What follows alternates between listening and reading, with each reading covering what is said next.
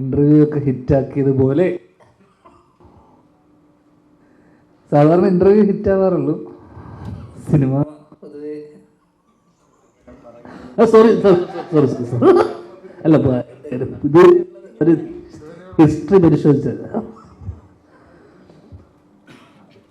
ചെറിയ സിനിമയാണ്, പറഞ്ഞ പോലെ കുഞ്ഞു സിനിമ പറഞ്ഞു വരുമ്പോൾ ഒരു ഇന്റർവ്യൂവിലൂടെ നമ്മളെല്ലാം പറഞ്ഞിട്ടുണ്ട് ഇതിനെക്കുറിച്ച്.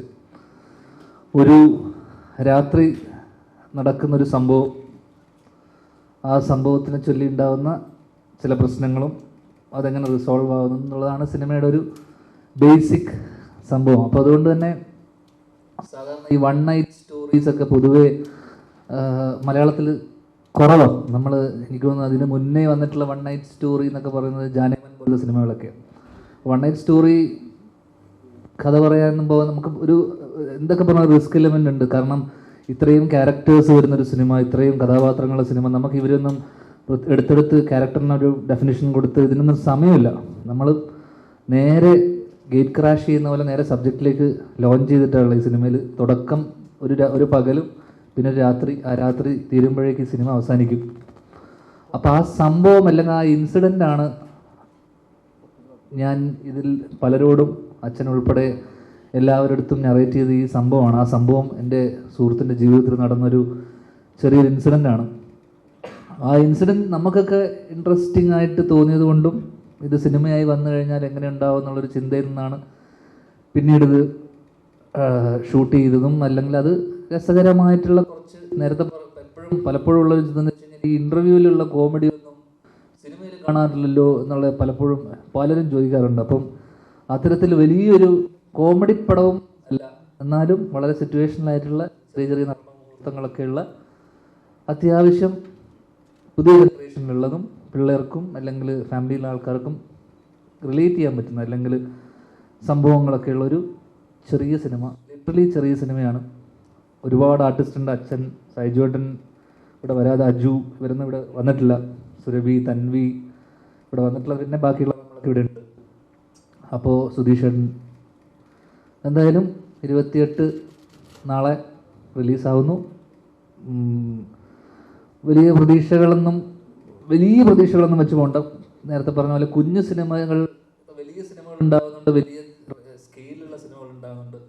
അത്തരത്തിൽ വലിയ സിനിമകൾ ഉണ്ടാകുമ്പോൾ, വലിയ ബജറ്റിൽ ഉണ്ടാകുന്ന സിനിമകൾ വലിയ വിജയം ഉണ്ടാകുന്നു.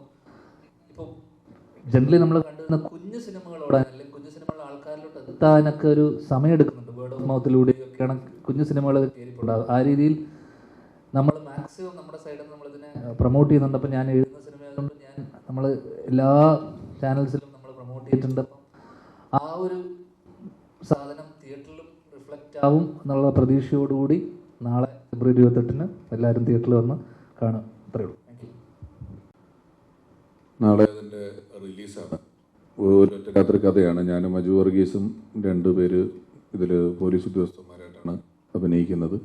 വളരെ എന്ന് വെച്ചാൽ വളരെ സ്വാഭാവികമായിട്ട് നമ്മൾക്ക് പരിചയമുള്ള എല്ലാ പോലീസുകാരും ഇങ്ങനെയാണ് എന്ന് പറയുന്നില്ല, എങ്കിലും നമുക്ക് കണ്ടുപരിചയമുള്ള പോലീസുകാരുടെയൊക്കെ ചില സ്വഭാവങ്ങളൊക്കെ ഉള്ള പോലീസാണ്. ഇവരുടെ ഒരു സൗഹൃദത്തിൻ്റെയും ഇവരുടെ ഒരു സിനിമ ഉണ്ടാക്കുന്ന സമയത്തുള്ള അവരനുവദിച്ചു തരുന്ന സ്വാതന്ത്ര്യങ്ങൾ കൊണ്ടുമെല്ലാം വളരെ രസകരമായിട്ട് ഷൂട്ട് ചെയ്തിട്ടുള്ള ഒരു സിനിമയാണ്. ഈ ഞാൻ പറഞ്ഞ പോലെ ചെറിയ സിനിമ എന്നൊക്കെ പറയുമ്പം ഒരു എൻ്റർടൈനറാണ് എന്ന് നമുക്ക് പറയാം. പുതിയ കാലഘട്ടത്തിൻ്റെ നമ്മൾ പുതിയ ചെറുപ്പക്കാർക്ക് കുറച്ചുകൂടെ കണക്ട് ചെയ്യാൻ പറ്റുന്ന രീതിയിലുള്ള ഒരു എൻ്റർടൈനർ സിനിമയാണ്. ഇപ്പം വലിയ തോതിൽ ത്രില്ലർ സിനിമകൾ ഒരുപാട് വരുന്ന ഒരു കാലഘട്ടമാണ്. ഇന്നലെയും മിനിഞ്ഞാന്നുമൊക്കെയുള്ള ചില മാധ്യമ ചർച്ചകളിൽ സിനിമകൾ, അതിലെ വയലൻസ്, അതിൻ്റെ ഒരു അനുപാതമൊക്കെ വളരെ കൂടുതലാകുന്നു തുടങ്ങിയ ചർച്ചകളൊക്കെ നടന്ന ഒരു സാഹചര്യത്തിലൊക്കെ വളരെ ലൈറ്റ് ഹാർട്ടഡ് ആയിട്ട് നമുക്ക് വളരെ രസകരമായിട്ട് തിരിച്ച മുഖത്തോടെ കണ്ടിരിക്കാൻ പറ്റുന്ന എന്നാൽ ഗൗരവമുള്ള ഒരു വിഷയം ചർച്ച ചെയ്യുന്ന പുതിയ ആൾക്കാർ പലപ്പോഴും വളരെ ഈസിയായി, സില്ലിയായി, ഇതൊക്കെ ഒരു രസമല്ലേ എന്നൊക്കെ പറഞ്ഞ രീതിയിൽ കാണുന്ന ചില കാര്യങ്ങൾ ചെന്നൊരു പ്രശ്നത്തിലേക്ക് വീണാൽ അതിന് എന്തുമാത്രം ഗൗരവമുണ്ട് എന്ന് പറയുന്ന ഒരു സിനിമയാണ് ഇത്. ബാക്കി ഇനി പറഞ്ഞതുപോലെ നാളെയാണ് ഇത്. ആടിൻ്റെയും നടികപ്പേരെ കൂട്ടമണിയുടെ ഒക്കെ പോലുള്ള ഒരുപാട് ഹിറ്റ് ചിത്രങ്ങൾ സംവിധായകനെ വർക്ക് ചെയ്തിട്ടുള്ള ആളാണ് വിനയ്. അപ്പോൾ വിനയുടെ ആ ഒരു അനുഭവ പരിചയം, ഇവരുടെ സൗഹൃദം, ധ്യാനിൻ്റെ സ്ക്രിപ്റ്റ്, ഡാർവിൻ ചേട്ടൻ അതിനാവശ്യമായ സാമ്പത്തിക സഹായങ്ങളും കാര്യങ്ങളൊക്കെ ചെയ്തിട്ട് വന്നിട്ടുള്ള സിനിമയാണ്. ഇനി ഞാൻ ചോദിക്കുന്നതിന് ഉത്തരം പറയാം. ഒറ്റയ്ക്കിരുന്ന സിനിമയെക്കുറിച്ച് ഒരുപാട് പറയുന്നില്ല. നിനക്ക് പറ, നീ എന്നെ നോക്കിയേ, അവന് മൈക്ക് കൊടുക്കും.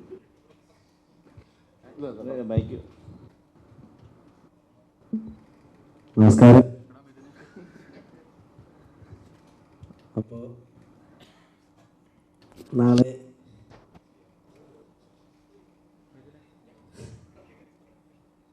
ഫെബ്രുവരി 28 ആപ് കൈ സേവ റിലീസാകുന്നതാണ്. അപ്പോൾ എല്ലാവരും തിയേറ്ററിൽ പോയി കാണണം. ബാക്കിയുള്ളവരോടും പടം കാണാൻ പറയണം. ഇതിൽ ടോണി എന്ന് പറയുന്നൊരു ക്യാരക്ടറാണ് ഞാൻ ചെയ്തിരിക്കുന്നത്. അപ്പോൾ അക്ഷയ സെൻറ്ററിൻ്റെ ക്ഷീണം ഇതുവരെ മാറിയില്ല. അക്ഷയ സെൻറ്ററിൻ്റെ ക്ഷീണം ഇതുവരെ തീർന്നില്ല. അപ്പോൾ എല്ലാവരും കാണുക. അപ്പം ചെറിയൊരു സിനിമയാണ്. ഞാൻ ചേട്ടൻ പറഞ്ഞ പോലെ ഒരു ഒറ്റ രാത്രി നടക്കുന്നൊരു സംഭവമാണ്. റിയൽ ഇൻസിഡൻ്റ് ആണ്. അപ്പോൾ നിങ്ങളെല്ലാവരും കാണുക, പ്രോത്സാഹിപ്പിക്കുക. നമസ്കാരം. പറഞ്ഞ പോലെ നാളെ റിലീസാണ്. ആദ്യമായിട്ടാണ് ഒരു സിനിമയിൽ ത്രൂ ഔട്ട് എന്ന് പറയുന്ന ഒരു വേഷം ചെയ്യാൻ പറ്റുന്നത്. അത് പറഞ്ഞ പോലെ ഒരു ദിവസം വൈകിട്ട് ധ്യാൻ ചേട്ടൻ വിളിച്ചിട്ട് എടാ ഫ്രീ ആണോ എന്ന് ചോദിച്ചു. ആണെന്ന് പറഞ്ഞു. എന്നാൽ ആ ഒരു പരിപാടി ഉണ്ടെന്ന് പറഞ്ഞു. ആ പരിപാടിയുടെ റിലീസാണ് നാളെ. ആപ് കൈസേവോ. ബിനോയ് എന്നാണ് ക്യാരക്ടറുടെ പേര്. എൻ്റെ കൂട്ടൊക്കെ തന്നെ ഉള്ളൊരു ക്യാരക്ടറാണ്. അത് ബാക്കി കുറച്ചുകൂടെ കണ്ടു കഴിയുമ്പോൾ വിശദമായിട്ട് മനസ്സിലാവും. ഭയങ്കര എനർജിയുള്ള ഒരു ക്യാരക്ടറാണ്. പറഞ്ഞ പോലെ ഒരു സുഹൃത്തിൻ്റെ ബാച്ചിലർ പാർട്ടിയായിട്ട് ബന്ധപ്പെട്ട് പഴയ 2 സുഹൃത്തുക്കളെ കാണുന്നതും, നിങ്ങൾക്ക് എല്ലാവർക്കും അനുഭവം ഉണ്ടാവും. ബാച്ചിലർ പാർട്ടി, അവിടെ നടക്കുന്ന ഫൺ, അവിടെ ഒരു പ്രശ്നം ഉണ്ടാകുന്ന വരെ നമ്മൾ ചെയ്യുന്നതെല്ലാം ഭയങ്കര ഫണ്ണായിരിക്കും. ആ രാത്രി സേഫായി പോയി കഴിഞ്ഞാൽ സേഫായിരിക്കും. പക്ഷേ എന്തെങ്കിലും ഒരു കാര്യം സംഭവിക്കുമ്പം ആ ഫണ്ണൊക്കെ അവിടെ നിന്ന് മാറും. അങ്ങനത്തെ ഒരു കാര്യം സംഭവിക്കുന്നൊരു ദിവസമാണ് ക്രിസ്റ്റിയുടെ ബാച്ചിലേഴ്സ് പാർട്ടി. അപ്പം തുടക്കക്കാരനെന്നുള്ള നിലയ്ക്ക് പറ്റാവുന്നതുപോലെ നല്ലോണം ചെയ്തിട്ടുണ്ടെന്നാണ് വിചാരിക്കുന്നത്. പിന്നെ നിങ്ങളെല്ലാവരും കണ്ട് നല്ല നല്ല അഭിപ്രായങ്ങൾ പറഞ്ഞ് അത് കൂടുതൽ പ്രേക്ഷകരിലേക്ക് എത്തിക്കുക. ബാക്കി ഷജീർ പറയും. നമസ്കാരം. എന്തായാലും ഇത് ധ്യാൻ്റെ ലൈഫിൽ നടന്നൊരു കഥയാണ്. അല്ലേ, ധ്യാൻ്റെ ഫ്രണ്ടിൻ്റെ ലൈഫിൽ നടന്നൊരു കഥയാണ്. ഇപ്പം കറക്റ്റായിരുന്നു. അപ്പോൾ അതിനകത്ത് എന്തെങ്കിലും ഒരു സാധനം കാണും എന്നെല്ലാവർക്കും ഒരു എക്സ്പെക്റ്റേഷൻ ഉണ്ടല്ലോ. അപ്പോൾ ഇതിനകത്ത് ഒരു സംഭവം ഉണ്ട്. പിന്നെ എനിക്ക് സത്യം പറഞ്ഞ് ഇപ്പം 4 പേര് അറിഞ്ഞത് ധ്യാൻ്റെ കൂടെ ഇൻ്റർവ്യൂവിൽ ഇരുന്നിട്ടാണ്. തൻ്റേതല്ലാത്ത കാരണത്താൽ ഇൻ്റർവ്യൂ സ്റ്റാർ കൂടെ ഇരിക്കാനൊരു ഭാഗ്യം കിട്ടിയത്. നാളത്തെ ദിവസം എന്ന് പറഞ്ഞാൽ സത്യം പറഞ്ഞാൽ ആദ്യം ഞങ്ങളെല്ലാം ഒരു ലൈറ്റായിട്ടാണ് എടുത്തിരുന്നത്. പക്ഷെ ഇപ്പം ഇത് നിങ്ങളെല്ലാവരും തന്ന ആ ഒരു എന്താ പറയുന്ന ഒരു പ്രോത്സാഹനം ഇതെല്ലാം വെച്ചിട്ട് പടം അത്യാവശ്യം നല്ല റീച്ച് എത്തിയെന്നാണ് എൻ്റെ ഒരു വിശ്വാസം. അപ്പം പടം വലിയ മോശമില്ലാതെ വരും എന്നാണ് ഞങ്ങളുടെ എല്ലാവരുടെയും വിശ്വാസം. ഇപ്പം ആവശ്യമില്ലാത്ത ടെൻഷനും അതുകൊണ്ട് കൂടിയിട്ടുണ്ട്. അതെ.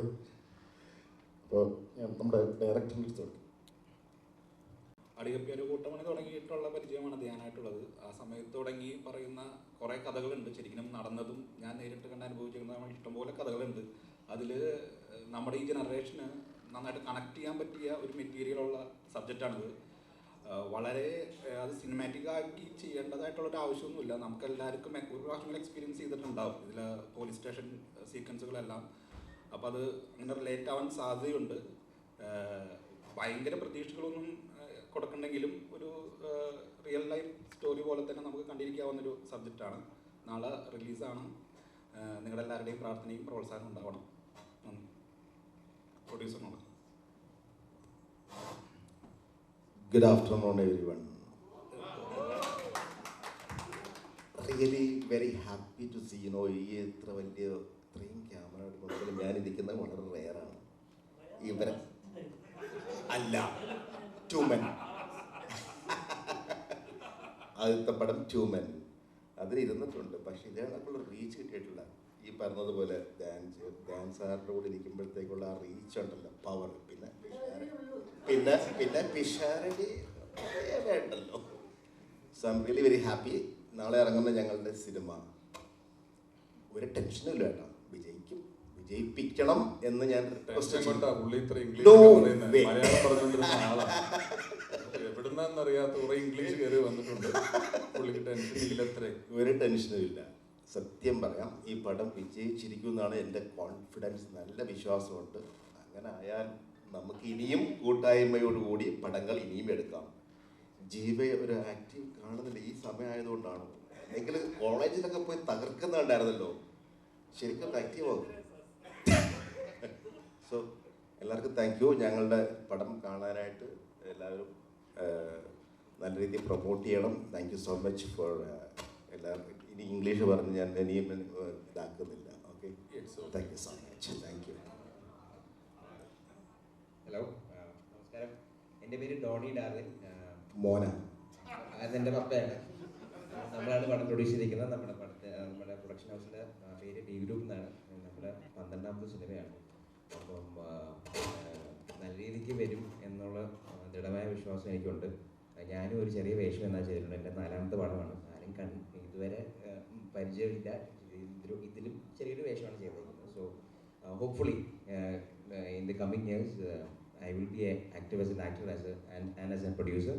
So looking forward for the best for this film. Thank you all. बस नहीं, ठीक हो. क्वेश्चन मस्त हो जाएगा.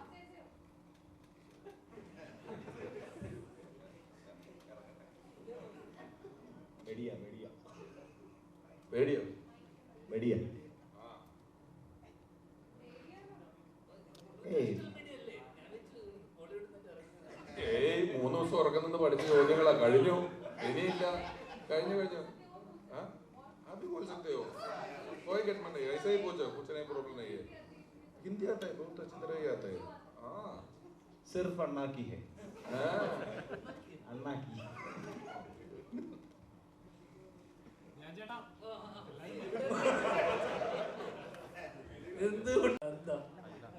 എല്ലാരും പറഞ്ഞു ധ്യാൻ ചേട്ടനോട് ഇരിക്കുന്ന ഒരു വലിയ ഭാഗ്യമായിട്ടാണ് കാണുന്നത്.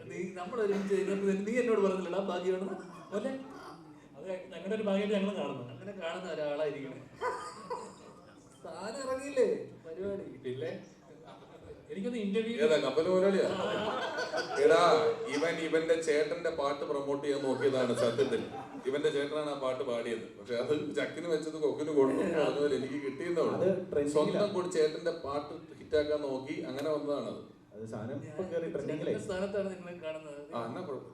ചാൻസ് ഉണ്ടായിട്ടോ കപ്പൽ മുതലാളി ഓക്കെയാണ്. ഉറപ്പ് ഞാൻ ഇറക്കും കഴിഞ്ഞു കഴിഞ്ഞാൽ. നോക്കട്ടെ, അതിനുള്ള ശ്രമങ്ങൾ നടക്കുന്നുണ്ട്. ഇതാണ് അവസ്ഥ. ഡാർവിൻ ചേട്ടൻ വരും. ചെയ്യാന്ന് പറഞ്ഞു. ഡാർവിൻ ചേട്ടൻ ചെയ്യാന്ന്. ഇത് കഴിഞ്ഞിട്ട് അത് ചെയ്യുവാണെങ്കിൽ ഇവൻ അഭിനയിച്ച കാരണവർ എന്ന് പറഞ്ഞൊരു പടമുണ്ട്. തിരക്കിനിടയിൽ മറ്റേ ചാക്കോടെ കുറെ സ്വർണത്തിനിടയിൽ ഏട്ടന്റെ കാപ്പോ മുങ്ങിപ്പോരുതെന്ന് പറഞ്ഞ പോലെ അത് അവിടെ ഇരിപ്പുണ്ടേ സുഹൃത്തുക്കളെ. ഒരാവശ്യമില്ല. ധ്യാൻചേട്ടന്റെ സ്ക്രിപ്റ്റുകൾ എപ്പോഴും മലയാളികൾക്ക് എക്സൈറ്റ്മെന്റ് ഒരു സർപ്രൈസ് എലമെന്റ് എന്തായാലും ഉണ്ടാവും. ഹ്യൂമർ എലമെന്റ് ഞങ്ങൾ പ്രതീക്ഷിക്കുന്നു. അപ്പം ട്രെയിലർ കണ്ടപ്പോഴും ഒരു ഫീൽ കിട്ടി. നമുക്ക് റിലേറ്റ് ചെയ്യാൻ പറ്റുന്ന കുറച്ച് കാര്യങ്ങൾ അതിനകത്ത് കണ്ടായിരുന്നു. അപ്പം ഇങ്ങനൊരു സ്ക്രിപ്റ്റ് ശ്രീനിച്ചേട്ടൻ്റെ അടുത്ത് വന്നപ്പോഴേക്കും എന്തായിരുന്നു റിയാക്ഷൻ? ഞാൻ ഇത് ഈ നടന്ന സംഭവം ഇതൊരു എന്താ പറയണ്ടത്, ഇതിൻ്റെ ഒരു സ്ക്രീൻ പ്ലേയോ അതൊന്നും അല്ല ഞാൻ പറഞ്ഞത്. ഞാൻ ഈ നടന്ന സംഭവം എൻ്റെ കൂട്ടുകാരൻ്റെ ജീവിതത്തിൽ നടന്ന ഈ സംഭവം അതേപടി ഒരിടത്ത് നറേറ്റ് ചെയ്ത് പ്രശ്നമുണ്ടോ? ആരുടെയും കൈ ഫോണുണ്ടോ? ഇരിക്കണം മുഴുവൻ ഫോണല്ലോ. ഇല്ലല്ലോ ഫോണ്. മൈക്കിന്റെ അടുത്ത് ഫോണൊന്നും ഇപ്പൊ അങ്ങനെ വെച്ചൊന്നും പറ്റിയല്ല. ഇതൊക്കെ പണ്ട് കാലത്താണ്. ശരി. അപ്പൊ അച്ഛൻ്റെ അടുത്ത് ഈ സംഭവം അതേപടി, ഈ നടന്ന സംഭവം, ആ രാത്രിയിൽ നടന്ന ആ സംഭവം അതേപടി പറയുക ചെയ്ത്. അപ്പൊ പുള്ളി അതിനെ ഒരു എന്താ പറയുക, ഇതെങ്ങനെ സിനിമയായി വരും ഒക്കെ, ഇത് സിനിമയായി വന്നാൽ രസം ഉണ്ടാവും എന്നുള്ളൊരു ചിന്തയിൽ നിന്നാണ് നമ്മൾ. അപ്പൊ ഞാൻ ചോദിച്ചു, ഇതില് എൻ്റെ അച്ഛനായിട്ടാണ് അപ്പോൾ അച്ഛൻ അഭിനയിച്ചിരിക്കുന്നത്, അപ്പൊ അതിനകത്ത് ഒരു ചെറിയൊരു വേഷം ഉണ്ടെന്ന് ചോദിച്ചാൽ പുള്ളി സന്തോഷത്തോടെ വന്ന് ചെയ്തു തന്നു. അത്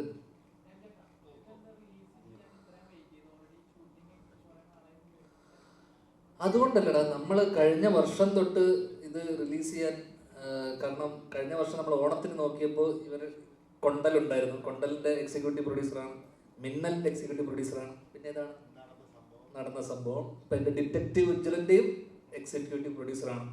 അപ്പോൾ ഇവരുടെ തന്നെ സിനിമകൾ കറക്റ്റ് സമയത്ത് ഓരോ സിനിമകൾ ഉണ്ടായത് കൊണ്ട് തന്നെ അപ്പം നമ്മളൊരു സമയം നോക്കി പിന്നെ എല്ലാം ഈ തിരക്കും പരിപാടി എല്ലാം കാരണം കഴിഞ്ഞ മാസങ്ങൾ വർഷങ്ങളൊക്കെ എല്ലാ ആഴ്ചയും 3-4 റിലീസൊക്കെ ഉണ്ടായിരുന്ന സമയമാണ്. അപ്പം അതുകൊണ്ട് തന്നെ സമയമുണ്ട്, അപ്പോഴേ വരുള്ളൂ. അപ്പോൾ അത് അങ്ങനെ നമ്മൾ ഒരു കറക്റ്റ് ഒരു സമയം നോക്കി. പിന്നെ ഈ ഫെബ്രുവരി മാസം ഞാൻ ആക്ച്വലി എനിക്ക് കമ്മിറ്റ്മെൻ്റ് ഒന്നും ഇല്ലായിരുന്നു. അപ്പം നമ്മൾ പ്രൊമോട്ട് ചെയ്യാനും എല്ലാവരും ഫ്രീ ആയിരിക്കുന്ന ഒരു സമയം എന്നുള്ള രീതിയിൽ ഈ ഒരു റിലീസ് ഈ മാസം നോക്കിയതാണ്.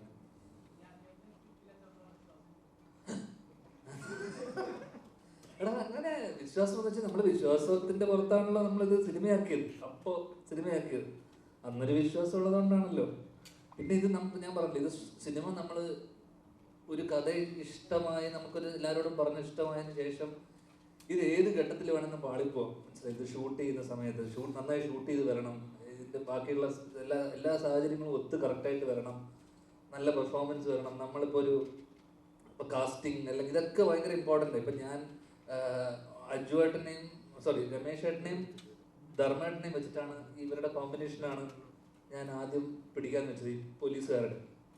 അപ്പോൾ എനിക്ക് ഇവരെ ഓഫ് സ്ക്രീൻ അല്ലെങ്കിൽ ഇവരുടെ സ്റ്റേജ് ഷോസും അല്ലെങ്കിൽ ഇവരുടെ ബഡായി ബംഗ്ലാവിലെ പരിപാടി എനിക്ക് ഭയങ്കര ഇഷ്ടമായതുകൊണ്ട് അപ്പം ഞാൻ ആദ്യം ആലോചിച്ചപ്പോൾ ഇവർ ഓൺ സ്ക്രീൻ വരുമ്പോൾ ഭയങ്കര ഒരു കെമിസ്ട്രി ഉണ്ടാവുമല്ലോ എന്ന് വെച്ചിട്ട് ഞാൻ അങ്ങനെയാണ് ചിന്തിച്ചിരുന്നത്. പിന്നെയാണ് രമേശ് ഏട്ടനും അജു ഒരു കോംബോ വരുവാണെങ്കിൽ എങ്ങനെ ഉണ്ടാവും. അപ്പോൾ ഇവര് ഫസ്റ്റ് ഡേ തന്നെ നമുക്ക് ഓൺ സ്ക്രീൻ ചില ആൾക്കാരുടെ ഒരു കെമിസ്ട്രി ഉണ്ടാവില്ല, ഒരു ഗിവ് ആൻഡ് ടേക്ക്. അപ്പോൾ ഇതൊക്കെ കറക്റ്റായിട്ട് വരണം. ഇതിലേതെങ്കിലും പാളിപ്പോയി കഴിഞ്ഞാലും ഇതൊന്നും കറക്റ്റ് വന്നില്ലെങ്കിൽ നമ്മൾ വിചാരിച്ച പോലൊന്നും പരിപാടി വർക്കാവില്ല.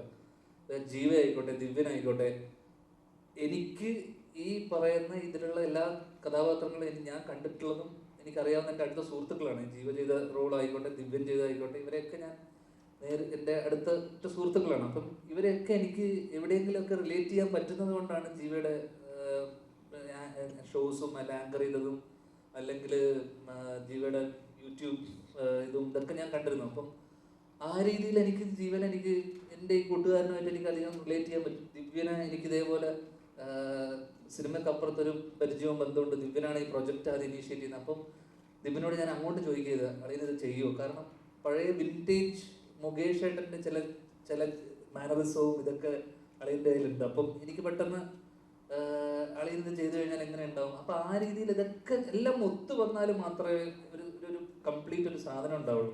ആ രീതിയിൽ പെർഫോമൻസ് വൈസ് എനിക്ക് തോന്നുന്നു എല്ലാവരുടെയും മികച്ച എന്ന് വെച്ച് കഴിഞ്ഞാൽ ഞാൻ വിചാരിച്ചതുപോലെ നമ്മൾ ആർട്ടിസ്റ്റ് പെർഫോമൻസ് ഉണ്ടല്ലോ, എന്നാൽ പോലും നമ്മൾ ഷൂട്ട് ചെയ്ത സമയത്ത് നമുക്ക് ചില റെസ്ട്രിക്ഷൻസും കാരണം നമ്മൾ ഷൂട്ട് ചെയ്ത സമയത്ത് കുറച്ച് ഇഷ്യൂസ് ഒക്കെ ഉണ്ടായിരുന്നു. പക്ഷേ അതൊക്കെ നമ്മൾ സോർട്ട് ചെയ്ത് പോയി. പക്ഷേ ആർട്ടിസ്റ്റ് പെർഫോമൻസിൽ ഭയങ്കര ഹാപ്പിയാണ്, ഭയങ്കര വിശ്വാസമുണ്ട്. ഇവരുടെയൊക്കെ ഒരു കരിയർ ബെസ്റ്റ് എന്നൊക്കെ പറഞ്ഞാൽ രമേശ് ഏട്ടൻ എനിക്ക് തോന്നുന്നു കപ്പൽ മലയാളിക്ക് ശേഷം രമേശ് ഏട്ടൻ്റെ കരിയർ ബ്രേക്ക് ആയിരിക്കും ഈ സാധനം അല്ലേ?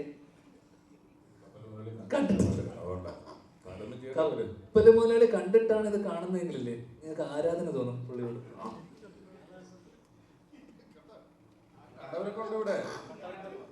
പക്ഷേ ഇപ്പൊ അന്നൊക്കെ സിനിമ ഇറക്കുമ്പോൾ ഇവനെ പോലെ വന്നിരുന്ന് തള്ളാനുള്ള സൗകര്യങ്ങളില്ലായിരുന്നു. അതാണ് അതിന്റെ ഒരു പ്രധാനപ്പെട്ട പ്രശ്നം. അന്ന് പത്രത്തിൽ ഭയങ്കര വിലയാണ് ഒരു കാര്യം പരസ്യം കൊടുക്കുന്നതിന് തന്നെ. അങ്ങനെ കൊടുത്തിട്ടുള്ളതാണ്, പണിയെടുത്തത് അതെയാണ്. നീ കാരണവർക്ക് പ്രൊമോഷൻ കൊടുക്കുക. അപ്പൊ നേരത്തെ ചോദിച്ച ചോദ്യം വിശ്വാസം ഉണ്ടോന്ന് വെച്ച് കഴിഞ്ഞാൽ എടാ നല്ല എഴുതാറാ, വിശ്വാസമുണ്ട്. പിന്നെ എനിക്ക് ഇവന്റെ വീട്ടിൽ ഇവന്റെ അച്ഛൻ, എന്റെ ചേട്ടൻ, ഇവർക്കൊക്കെ ഇവരുടെ കഥാപാത്രത്തെ എഴുതുന്നതിലാണെങ്കിലും അല്ലാതെ ആണെങ്കിലും ഇവർക്ക് എഴുത്ത് എനിക്ക് കുറച്ചുകൂടെ ഇഷ്ടമാണ്. ഇവർ ചെയ്ത എല്ലാ പടങ്ങളും ഞാൻ കണ്ടിട്ടില്ല, എങ്കിലും എനിക്ക് എഴുത്തിലാണ് ഇവന് അഭിനയത്തിൽ കുറച്ചുകൂടി കംഫർട്ട് നോക്കുന്ന ഒരാളാണ്. ഇവനങ്ങനെ ഒക്കെ നോക്കി നിൽക്കുന്ന ഒരാളാണ്. പക്ഷെ എഴുത്ത് കുറച്ച് അധ്വാനിച്ച് എഴുതുകയും ഇവനറിയാവുന്ന കഥയായതിൻ്റെ ഒരു വലിയ സൗകര്യമുണ്ട്. ഇവനതിനകത്ത് ആ കഥയിൽ ഇൻവോൾവ് ചെയ്തിട്ടുള്ള ഒരാളാണ്. അപ്പോൾ അതിനോട് ഏറ്റവും ആ കണ്ട കാര്യങ്ങളോട് ഏറ്റവും നീതി പുലർത്തി നിൽക്കുക, കണ്ടതിനെ എങ്ങനെ സിനിമാറ്റിക് ആയിട്ട് ചെയ്യാന്നുള്ളതാണ് കൂടുതലും നോക്കിയിട്ടുള്ളത്. പിന്നെ വിനയ് ഓഫ് കോഴ്സ് വളരെ എക്സ്പീരിയൻസ്ഡ് ആയിട്ടുള്ള ഒരു ഡയറക്ടറാണ്. പിന്നെ ഈ പറഞ്ഞ പോലെ ഇവരൊക്കെ എക്സ്പീരിയൻസ് ആണ്. ഇതൊരു ചെറിയ പടമാണ്, ഇതുമായിട്ട് ഒരുപാട് വലിയ പൈസ മുടക്കിയിട്ടുള്ള ഒരുപാട് വലിയ താരങ്ങളുള്ള അങ്ങനെയൊന്നുള്ളൊരു പടമല്ല. ഒരു ചെറിയ സാധാരണക്കാരാണ്, നമ്മുടെ നാട്ടിൽ താമസിക്കുന്നവരാണെന്നൊക്കെ നമുക്ക് തോന്നുന്ന പോലെയുള്ള ആളുകളും അവരൊക്കെ അഭിനയിച്ചിട്ടുള്ളൊരു പടമാണ്. അതിൻ്റെതായ രസം എനിക്ക് വായിച്ചിട്ടുണ്ടായിരുന്നു. ഞാൻ സ്ക്രിപ്റ്റായിട്ടല്ല വായിച്ചത്, ഞാൻ എന്നെ വിളിച്ചപ്പോൾ ഒരു കഥയാണ് പറഞ്ഞത്. ഇന്നപോലെ സംഭവിച്ചു, ഇന്നത് സംഭവിച്ചു, ഇന്നതാണ് ചെയ്യേണ്ടത്. എന്നോട് ഇപ്പോൾ കേട്ടപ്പോൾ നല്ല രസം തോന്നി, നന്നായിട്ട് തോന്നി. ഞാൻ ശ്രീനേട്ടൻ്റെ കൂട്ടത്തിൽ ആദ്യമായിട്ട് അഭിനയിക്കുന്ന ഒരു സിനിമ ഇതാണ്. അതെൻ്റെ ഒരു വലിയ സന്തോഷമായിരുന്നു.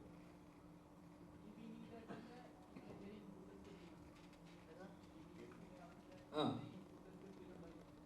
ഇല്ല പുള്ളിക്ക് ഇത് ഈ കഥ ഇതിനുമായിട്ട് ബന്ധപ്പെട്ട് പുള്ളിയുടെ ടൈപ്പ് ഓഫ് ഒരു പരിപാടിയല്ല. പിന്നെ അത് കണ്ടാൽ മനസ്സിലാവും. ഇല്ല, ഞങ്ങൾ അങ്ങനത്തെ ചർച്ചകളൊന്നും ഉണ്ടാവാറില്ല പൊതുവെ.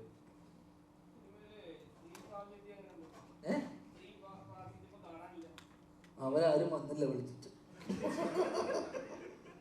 ഇവിടെയും കുറവാണല്ലോ. സ്ത്രീ പ്രാതിനിധ്യമുണ്ട്, വലിയ പ്രാധാന്യമുണ്ട്. സ്ത്രീ കഥയുടെ ടേണിംഗ് പോയിന്റിൽ വലിയ ഘടകമാണ്. അല്ല ഇവിടെ ഇല്ലാന്ന്, ഇവിടെ കാണാറില്ലെന്ന് വെച്ചപ്പോൾ ഇവിടെ വരാൻ പലരും തൻവീടെ ചേട്ടൻ്റെ കല്യാണമാണ്, സുരഭി സീരിയലിന്റെ ഷൂട്ടിലാണ്. അപ്പൊ അങ്ങനെ വീണ അതിന്റെ കുട്ടിയോ തിരക്കിലാന്ന് പറഞ്ഞ വീട്ടിലിരിക്കുകയാണ്. അങ്ങനെ വലിയ വിമോചകനായതുകൊണ്ടൊന്നുമല്ല, അവനൊക്കെ നോക്കിയിട്ട് അവന് ഒരു തൃപ്തി വരുന്നില്ല. നീ വിചാരിക്കുന്ന പോലെ അവനൊരു സ്ത്രീ വിമോചകനായിട്ട് ഇവിടെ എവിടെ സ്ത്രീ പ്രായം അതൊന്നും അല്ല. അവൻ നോക്കിയപ്പോൾ അവനൊരു സുഖമില്ല. അതാണ് അവൻ ചോദിച്ചത്. അറിയാം നന്നായിട്ട്. അതുകൊണ്ടല്ലേ ഞാൻ പറഞ്ഞത്, എനിക്കും അറിയാം. അല്ലാതെ ഈ സിനിമയിലെ സ്ത്രീ പ്രാതിനിധ്യം എന്നൊക്കെ ചോദിച്ചാൽ അത്രയില്ല. നോക്കിയിട്ട് അവനൊരു സ്ത്രീ വന്നു, പ്രാതിനിധ്യം ഉണ്ട്. ഐശ്വര്യ നീ കാണുന്നുണ്ടല്ലോ, എനിക്ക് കാണാൻ പറ്റുന്നില്ല. അവിടെയാണ് നീ അവിടെ നോക്കിയിട്ട് നീ വന്നെന്ന് പറഞ്ഞ് ഞാൻ ആള് വിളിക്കുന്നത്. ഇപ്പം ഓൺലൈൻ ഗെയിമിംഗ് ആപ്പുകളുടെ കാലഘട്ടമാണ്. അപ്പം അതിന്റെ ദൂഷ്യവശങ്ങൾ നമുക്ക് നന്നായിട്ട് അറിഞ്ഞുകൊണ്ടിരിക്കാം. അപ്പൊ കഴിഞ്ഞ ദിവസം ധ്യാൻ ചേട്ടന്റെ ഒരു അഡ്വർടൈസ്മെന്റ് ഉണ്ട്, അത്തരം ഒരു ആപ്പിനെ പ്രൊമോട്ട് ചെയ്തുകൊണ്ട്. അപ്പം സാമൂഹിക പ്രതിബദ്ധതയുള്ള ഒരു കലാകാരൻ എന്ന നിലയിൽ അങ്ങനെ ഒരു അഡ്വർടൈസ്മെന്റ് ചെയ്യാനുള്ള കാരണം എന്താണ്? സാമൂഹിക പ്രതിബദ്ധത ഉണ്ടെന്ന് ആരാ പറഞ്ഞ? ഞാൻ നിന്നോട് എപ്പോഴെങ്കിലും പറഞ്ഞിട്ടുണ്ടോ?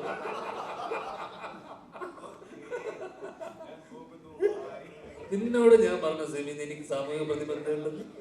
അങ്ങനെ വിചാരിച്ചു ഇല്ല.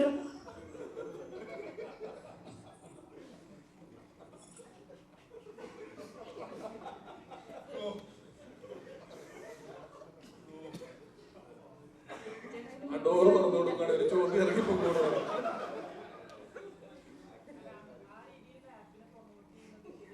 ഞങ്ങൾ ആപ്പ് കൈസ് പ്രൊമോട്ട് ചെയ്യാൻ വന്നിരിക്കുന്നത്. ഇവിടെ ഷാറുഖ് ഖാൻ ഗുഡ്ക പാന് പ്രൊമോട്ട് ചെയ്യുന്നത് വിമൽ മറ്റേ ബസന്ത് ബസന്തി എന്ന് പറഞ്ഞു.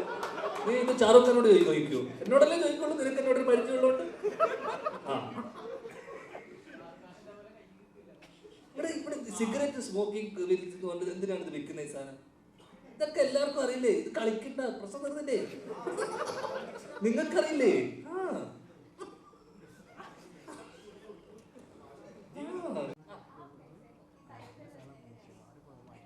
അത് കുറേ സ്ഥലത്ത് പോയി പറഞ്ഞായിരുന്നു. ഇത് ആപ്പ് എന്നുകൊണ്ട് ഉദ്ദേശിക്കുന്നത് മറ്റേ മലയാളത്തിലുള്ള ആപ്പ് വെക്കുക എന്ന് പറഞ്ഞ പോലത്തെ. അതുകൊണ്ടാണ് പിന്നെ ഞാൻ പറഞ്ഞത് ഇതിലുള്ള ഒരു പ്രധാന കഥാപാത്രം സെൻട്രൽ ക്യാരക്ടർ ചെയ്യുന്ന പെൺകുട്ടി ഹിന്ദി സ്പീക്കിംഗ് ആളാണ്. അപ്പം അതുകൂടെ കൊണ്ട് ആ കേസേഹോ എന്നുള്ള രീതിയിൽ വെച്ചതാണ്. പറഞ്ഞില്ല കഥാപാത്രം വളരെ ശ്രദ്ധിക്കപ്പെട്ടായിരുന്നു. അപ്പോൾ അതിനുശേഷം കണ്ടിന്യൂസ് അതുപോലത്തെ അല്ലെങ്കിൽ വേറെ ലെവലുള്ള കഥാപാത്രങ്ങൾ വരും എന്നുള്ളതിലായിരുന്നു. പക്ഷെ വന്നില്ല. പക്ഷെ ഈ ചിത്രത്തിലെ കഥാപാത്രം കുറച്ച് ഡിഫറെന്റ് ആണ്.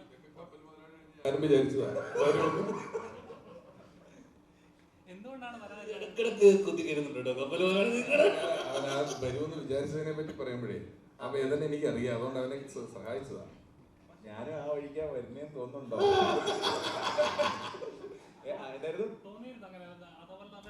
എല്ലാ പടം കഴിയുമ്പോഴും ഇത് കണ്ടിട്ട് ആരെങ്കിലും ഒക്കെ വിളിക്കും. അങ്ങനെ ഒരുപാട് പേരൊന്നും വിളിച്ചില്ല. 21 ഗ്രാംസ് കഴിഞ്ഞിട്ട് 3 പേരെ വിളിച്ചത്, ധ്യാൻ ചേട്ടനടക്കം. അതിൽ ധ്യാൻ ചേട്ടൻ പടമാണ് ചെയ്തത്. അപ്പൊ അത് ഇത് കഴിയുമ്പോഴും കുറെ പേര് വിളിക്കും എന്നുള്ള പ്രതീക്ഷയിലായിരിക്കുന്നത്. എനിക്ക് തോന്നുന്നു വിളിക്കുമായിരിക്കും എന്ന് തോന്നുന്നു.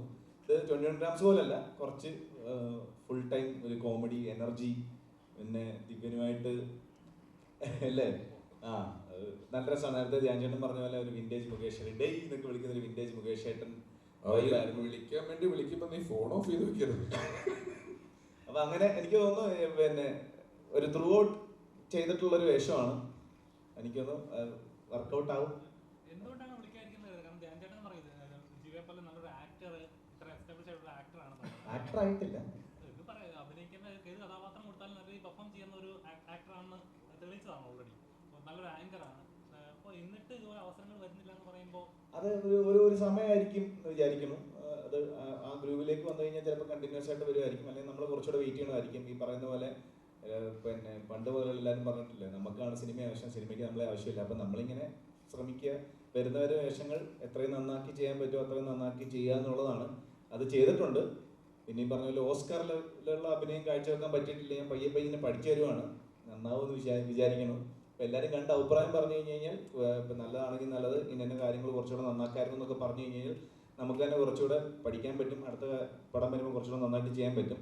ആകെ ചെയ്യാൻ എല്ലാവർക്കും ചെയ്യാൻ ഉള്ളതെന്ന് പറഞ്ഞു കഴിഞ്ഞാൽ തിയേറ്ററിൽ പോയി കണ്ട് സത്യസന്ധമായ അഭിപ്രായം പറയുക, കുറച്ച് കൂടുതൽ പ്രേക്ഷകരിലേക്ക് നിങ്ങൾക്ക് ഇഷ്ടപ്പെട്ട് കഴിഞ്ഞാൽ അത് പറഞ്ഞ് കൂടുതൽ പ്രേക്ഷകരിലേക്ക് എത്തിക്കുക എന്നുള്ളതാണ് നമുക്ക് ആഗ്രഹിക്കാൻ പറ്റുള്ളൂ. അങ്ങനെയൊക്കെ. അപ്പോൾ അത്തരത്തിലൊരു സാഹചര്യത്തിലാണ് കുത്തൊഴുക്ക് പോലെ ധ്യാൻ ചേട്ടന്റെ പടങ്ങൾ വരുന്നത്. ചോദ്യം അതെ അതെ. അപ്പൊ ഞാൻ പറയുന്നത്, ധ്യാൻ ചേട്ടന്റെ കഴിഞ്ഞ ദിവസത്തെ ഒരു റീല് കണ്ടായിരുന്നു.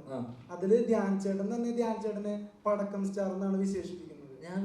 അല്ല, ആ റീലിന്റെ കൺസെപ്റ്റ് അതാണ്, ഒരു പടക്കം തോളിലിട്ടുകൊണ്ട് വരുന്നത്. മനസ്സിലാകുന്നു. അപ്പൊ ഒരു പടത്തിനെ ശരിക്കും ഡീമോട്ടിവേറ്റ് ചെയ്യല്ലേ ചെയ്യുന്നത്. ഞങ്ങൾ എത്ര പ്രൊമോട്ട് ചെയ്യാലോ അപ്പൊ കേറൂ. നിങ്ങളോ? ഞങ്ങള് മീഡിയ ടീം. നിങ്ങൾ കാരണം എത്ര പടം എന്റെ ഓടി. ചേട്ടാ ചേട്ടാ ചേട്ടാ ധ്യാൻ ചേട്ടാ പരിപാടി ഞാൻ ഈ പരിപാടി കുറച്ച് ഇതുവരെ കാണുന്നതാണ്. ചേട്ടനിപ്പോ നിങ്ങൾ കാരണം എന്റെ ഓടി ഒരു പടം പറഞ്ഞത് എനിക്ക് പറഞ്ഞ എന്റെ കൊള്ളാവത്ത ഒരു പടം നിങ്ങൾ കാരണം നീ കാരണം ഓടിച്ചത്. നല്ലൊരു തിരക്കഥയുള്ള പടം ഓടിയിട്ടുണ്ട്. നല്ലൊരു തിരക്കഥയുള്ള പടം ഓടിയിട്ടുണ്ട്. ഏത് ചേട്ടൻ ഏത് നല്ല തിരക്കഥ എഴുതിയിട്ടുണ്ട്? പൊട്ടിയ പടം പറ. നീ തോറ്റുപോയി എന്റെ മുന്നിൽ. ഇല്ല തോറ്റുപോയില്ല ചേട്ടാ. ചേട്ടാ കപ്പൽ മുതലാളി ഇപ്പൊ 21 ഗ്രാംസ് പറഞ്ഞു. അല്ലല്ല, കപ്പൽ മുതലാളി ഞാൻ പറയട്ടെ. നിങ്ങളുടെ വിഷയത്തിൽ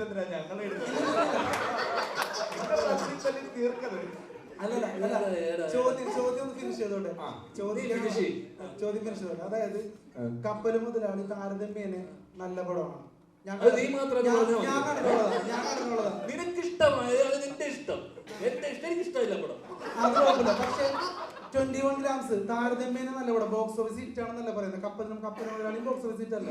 പക്ഷെ ഞാൻ പറഞ്ഞു വന്നത് അത് ഭയങ്കരമായിട്ട് കളിയല്ല.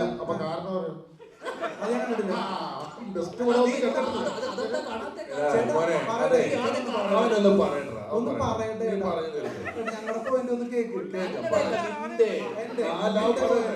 എന്റെ പോയിന്റ് കാരണം ഇപ്പൊ തന്നെ ഞാൻ പറയാം.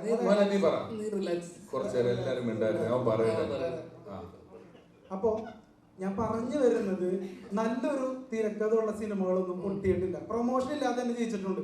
ഞങ്ങളിപ്പോ വരാത്ത പടങ്ങൾ ഒരുപാട് ജയിച്ച് ഞങ്ങൾ കണ്ടിട്ടുണ്ട്. മനസ്സിലാകുന്നുണ്ടോ? പിന്നെ എൻ്റെ ഒരു അഭിപ്രായം, മലയാള സിനിമയുടെ ഒരു പ്രേക്ഷകൻ എന്നുള്ള നിലയിൽ പറയാണ്, ഏറ്റവും വലിയ പ്രതിസന്ധി ഈ പറയുന്ന പോലെ ഒരു കണക്കില്ലാണ്ട് ചൂടപ്പം പോലെ ഇറങ്ങുന്ന സിനിമകളാണ്. അത് നിങ്ങൾ പ്രൊഡ്യൂസർമാര് ഫുൾ സ്ക്രിപ്റ്റ് വായിച്ചു നോക്കിയിട്ട് പടങ്ങൾ ഇനി മുതൽ സെലക്ട് ചെയ്യണം എന്നാണ് എൻ്റെ അഭിപ്രായം ആസ് എ പ്രേക്ഷകൻ. മനസ്സിലാവുന്നുണ്ടോ? അങ്ങനെയാണെങ്കിൽ പടത്തിന്റെ ഹിറ്റ് ആ ഒരു നിരക്കിലൊക്കെ ഒരുപാട് മാറ്റം വരും. അതല്ലാതെ നിങ്ങളുടെ ഇന്റൻഷൻ എന്താണ് ഇങ്ങനെയുള്ള കുറെ പടങ്ങൾ പ്രതീക്ഷ വെക്കേണ്ടതെന്ന് പറയുന്നത്? ഞങ്ങളൊക്കെ ഒരു സിനിമാക്കാരനാവണമെങ്കിൽ തന്നെ ഒരുപാട് പ്രതീക്ഷയിലാണ്. ഇപ്പൊ കപ്പൽ മുതലാളി കഴിഞ്ഞ എത്ര നായക വേഷം രമേഷ് പിഷാരടി ചേട്ടന് കിട്ടി? കപ്പൽ മുതലാളി കഴിഞ്ഞു, എത്ര നായക വേഷം കിട്ടി രമേഷ് പിഷാരടി ചേട്ടന്? സൈഡ് റോളിലോട്ട് പോയില്ലേ? പക്ഷെ ചേട്ടന് എത്ര പടം പൊട്ടിയിട്ടും പടം കിട്ടുന്നുണ്ട്. നിനക്ക് ഇതിന്റെ പെറിഫറൽ ആയിട്ടുള്ള കാര്യങ്ങൾ മാത്രമേ അറിയുള്ളൂ. ഒരു പ്രൊഡ്യൂസറും ഒരു ഡയറക്ടറും ഒരിക്കലും എന്നെ വെച്ചിട്ട് എത്ര പടം പൊട്ടി, എന്നെ വെച്ചിട്ട് എന്തിനാ വീണ്ടും വീണ്ടും പടം എടുക്കുന്നത്? വേറെ ടോക്കാണ് പോണത്. പറയാൻ പറ്റില്ല. ഇത്രയും നീ പറഞ്ഞില്ല, അതും കൂടെ പറ. ഒരു പ്രൊഡ്യൂസർ ഇരിക്കുന്നു, പറയാൻ പറ്റില്ല. അല്ല പറ, നീ പറഞ്ഞോ. അതായത് ചേട്ടന്റെ കമന്റ്സിൽ വരുന്നത് കള്ളപ്പണം വെളുപ്പിക്കൽ സ്റ്റാർ എന്നൊക്കെയാണ്. ആയിക്കോട്ടെ, അതുകൊണ്ട് അവർക്ക് ഗുണമുണ്ടാവുന്നുണ്ട്. ഞാനല്ല വിളിപ്പിക്കുന്നത്, എനിക്ക് അക്കൗണ്ടിലാണ്. ഇതൊന്നും എന്താണ്, അതുകൊണ്ട് എനിക്കെന്താണ് ഗുണം? ആ രീതിയിൽ അവർക്ക് ഗുണം ഉണ്ടാവുന്നുണ്ടോ? അപ്പൊ എന്റെ പടം ഏതാ നഷ്ടമായിട്ടുള്ളത്? എല്ലാരും വിളിപ്പിച്ചില്ലേ? പൈസ എല്ലാം വന്നില്ലേ? പ്രേക്ഷകര് നിരാശയിലാണ്. ഡയറക്ടർ പ്രൊഡ്യൂസർ സ്ക്രിപ്റ്റ് വായിച്ച് നോക്കണം എന്നൊക്കെ പറയുന്നുണ്ട്. ഇത് വായിച്ചു നോക്കാതെ ഒന്നുമല്ല ഒരു സിനിമ ഇറങ്ങുന്നത്. ഇറങ്ങുമ്പോ അങ്ങനെ ഇപ്പൊ അത്രയും സിനിമ ഇവിടെ ഇറങ്ങുന്ന അത്രയും സിനിമ ജനങ്ങൾക്ക് ആവശ്യമില്ല. 150 സിനിമ ഇറങ്ങുന്നുണ്ട്, 12 മാസമല്ലേ ഉള്ളൂ, 365 ദിവസമുള്ളൂ. 150 ദിവസമൊക്കെ ആൾക്കാർക്ക് സിനിമ കണ്ടുണ്ട്. അപ്പൊ അത്രയും ചോയ്സ് ഉണ്ട്.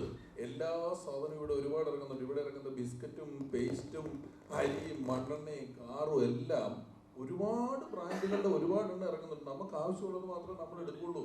നീ വഴി കൂടെ നടന്നിട്ട് ഹോട്ടലുകളുണ്ട്, ഓരോ 2 മാസം ഇടവിട്ട് നീ ഹൈവേ വഴി യാത്ര ചെയ്ത ഹോട്ടൽ തുറക്കും, ഹോട്ടൽ കൂട്ടും, കട തുടങ്ങും. അതുപോലൊരു സംഭവം മാത്രമാണ് ഇവിടെ നടക്കുന്നത്. പലതും വരും, പലരും വീണ്ടും അത് ചെയ്യാൻ തീരുമാനിക്കും. ആ കാലത്തുള്ളതിനേക്കാൾ സിനിമയ്ക്ക് മറ്റ് വ്യാവസായിക അടിസ്ഥാനത്തിലുള്ള കച്ചവടങ്ങളൊക്കെ നടന്നു തുടങ്ങുന്നത് കൊണ്ടും ധ്യാൻ്റെ പടത്തിന് ആ ലെവലിലുള്ള കോസ്റ്റ് വലിയ ഒരു 100 കോടി പടമൊന്നും അല്ല ധ്യാൻ്റെ പടം എന്ന് പറഞ്ഞ് വരുന്നതും ഇല്ലാതാണ്. അപ്പോൾ ചെറിയ പടം ചെയ്യാൻ ആഗ്രഹമുള്ള ഒരാൾ വരുമ്പോൾ അത് ഇൻഡസ്ട്രിയെ നിയന്ത്രിക്കുന്ന ഒരാൾ, നീ സിനിമയിൽ വരാൻ ആഗ്രഹിക്കുന്നു എന്ന് പറഞ്ഞില്ലേ, അതേപോലെ സിനിമ ചെയ്താൽ മതി എന്ന് ആഗ്രഹിക്കുന്ന ആൾക്കാരുണ്ട്. അവരെന്തായാലും ഒരു സിനിമ ചെയ്യും.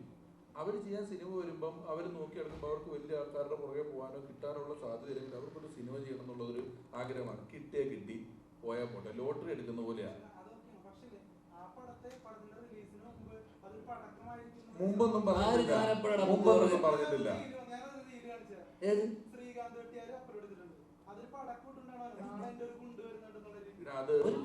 നിനക്ക് ഈ പ്രൊഡ്യൂസർമാർക്ക് ഇവിടെ ഇരിക്കുന്നവർക്കും ഇല്ലാത്ത വേദന എന്താണ് നിനക്ക് നിങ്ങൾ നീ മാനിക്കോ വെച്ചാൽ ഞാൻ എനിക്കിഷ്ടമുള്ള പോലെ ഞാൻ ജീവിക്കുക, എനിക്കിഷ്ടമുള്ള കാര്യം ഞാൻ ചെയ്തൂടെ. അല്ല, അതിനകത്ത് പൊട്ടൊന്നല്ല പറയുന്നത്. ആ റീലിനകത്ത് പറയുന്നത് എന്താ, ഈ പടക്കം പൊട്ടില്ല, ഇത് പൊട്ടിയാലും അത് ഇവിടെ ഒരാളും ഒരു സിനിമ എടുത്തിട്ട് ഇത് കാണുന്ന പ്രേക്ഷകൻ പണ്ടാരം തുടങ്ങണം, അവൻ കണ്ടിട്ട് വെറുക്കണം എന്ന് പറഞ്ഞിട്ടല്ല സിനിമ എടുക്കുന്നത്. എല്ലാവർക്കും ആ സിനിമ ആരെങ്കിലും ഒക്കെ ഒരാളുടെ പോസിറ്റീവ് ഫേവറേറ്റ് ആയിരിക്കും. ഈ സിനിമ കണ്ട് കുറച്ച് ആൾക്കാരിലേക്ക് എത്തണം, അപ്പൊ ആ പടത്തെ പറ്റി നല്ല അഭിപ്രായം പറയണം. അല്ലെങ്കിൽ അല്ലാതെ ഇത് കണ്ട ആൾക്കാരെന്നെ ചീത്ത വിളിക്കണം എന്ന് പറഞ്ഞാൽ ആരും സിനിമ എടുക്കുന്നില്ലെന്നാണ് എനിക്ക് തോന്നുന്നത്. പിന്നെ ഞാൻ എങ്ങനെ ജീവിതത്തിനെ കാണണം എന്ന് നീയാണോ എനിക്ക് പഠിപ്പിച്ചു തരാം? അല്ല, ഞാൻ സിനിമയെ എങ്ങനെയാണ് കാണേണ്ടത്, ഞാൻ ജീവിതത്തെ എങ്ങനെയാണ് കാണണം നീ എനിക്ക് പഠിപ്പിച്ചു തരാം? അല്ലല്ല, സിനിമയെ കുറിച്ച് നീ എന്റെ കാഴ്ചപ്പാടും ഞാൻ എങ്ങനെ സിനിമയെ അപ്രോച്ച് ചെയ്യുന്നുള്ളത് രണ്ടുണ്ട്. നീ എന്തിനാ എനിക്ക് പറഞ്ഞു തരുന്നത്? നീ കണ്ടൂടെ? അല്ലല്ല, അത് നിനക്ക് ഇത്രയും ആൾക്കാരിരിക്കെ പ്രസ് മീറ്റിൽ നീ ജീവിതത്തിന് വളരെ സീരിയസ് ആയിട്ട് നീ ചെയ്യുന്ന ജോലി സീരിയസ് ആയിട്ടല്ലേ കാണുന്നത്? അതേ സീരിയസ്നെസ്സോടെ ഞാൻ ജോലി ചെയ്യുന്നു. ഇവിടെ ഏറ്റവും അച്ചടക്കത്തോടുകൂടി ജോലി നീ പറഞ്ഞപ്പോ ഞാൻ കേട്ടോ, ഇത് നിർത്തി, ഒരു സെക്കൻഡ് നിർത്ത്. നീ ഒരു വാഗ്വാദത്തിന് വന്നതല്ലോ, അല്ലല്ലോ. നീ പറഞ്ഞ ആവശ്യമില്ലാത്ത നീ ചെയ്ത പോലെ തന്നെ അവനൊരു ചോദിക്കണം. ഞാൻ സീരിയസ് ആവണോ, ഞാൻ എന്താണെന്നുള്ളത് നീ എനിക്ക് പറഞ്ഞു തരണ്ടല്ലോ മോനെ. ഒരു സെക്കൻഡ്, അതായത് അത് സീരിയസ് ആയിട്ടൊക്കെ എടുക്കുന്നുണ്ട്. സിനിമ പൊളിയുന്നു, ഈ പൊളിഞ്ഞു എന്നുള്ള കാര്യം മനസ്സിലാക്കുന്നുണ്ട്. ഞാൻ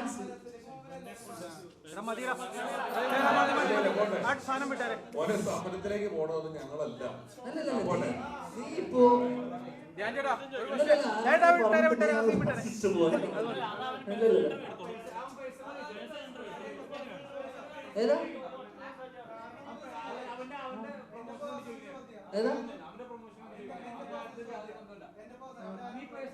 ഉൾപ്പെടെ എല്ലാം കോമഡി ആയിട്ട് തന്നെയാണ് പറയുന്നത്. ഇതൊരിക്കലും നമ്മള് ഈ പറയുന്ന ഇത്രയും ആൾക്കാർ നീ ഇപ്പൊ ആലോചിച്ച് നോക്ക്. ഞാൻ സീരിയസ് ആയിട്ട്, അത് വളരെ പേഴ്സണൽ ആണ് നീ ചോദിച്ച കാര്യം. ഞാൻ ചോദിച്ച അത് നിനക്ക് എൻ്റെ അടുത്ത് ഈ ഒരു പടത്തിന് ഞാൻ പ്രൊമോട്ട് ചെയ്യാൻ നിൽക്കുന്ന ഒരു സ്ഥലത്ത് ഇത്രയും ആൾക്കാർ ഇരിക്കുന്ന സ്ഥലത്ത് ഒരു മിനിറ്റ് സഹോദരൻ. അപ്പൊ ഞാൻ പറയല്ലേ, നീ അത് കേക്ക്. നീ ഒരു ചോദ്യം ചോദിച്ചില്ലേ, നിങ്ങൾക്ക് കുറച്ചുകൂടെ സീരിയസ് ആയി കണ്ടോ? അത് ഞാൻ മറുപടി പറഞ്ഞിട്ടെ. ഞാൻ എങ്ങനെ ജീവിതത്തിനെ കാണണം, ഞാൻ എങ്ങനെ സിനിമനെ അപ്രോച്ച് ചെയ്യണം എന്നുള്ളത് നീ എനിക്ക് ദയവ് ഇത് പറഞ്ഞു തരുന്നു. നിന്നെ ഒരിക്കലും നീ ഒരു മിനിറ്റ്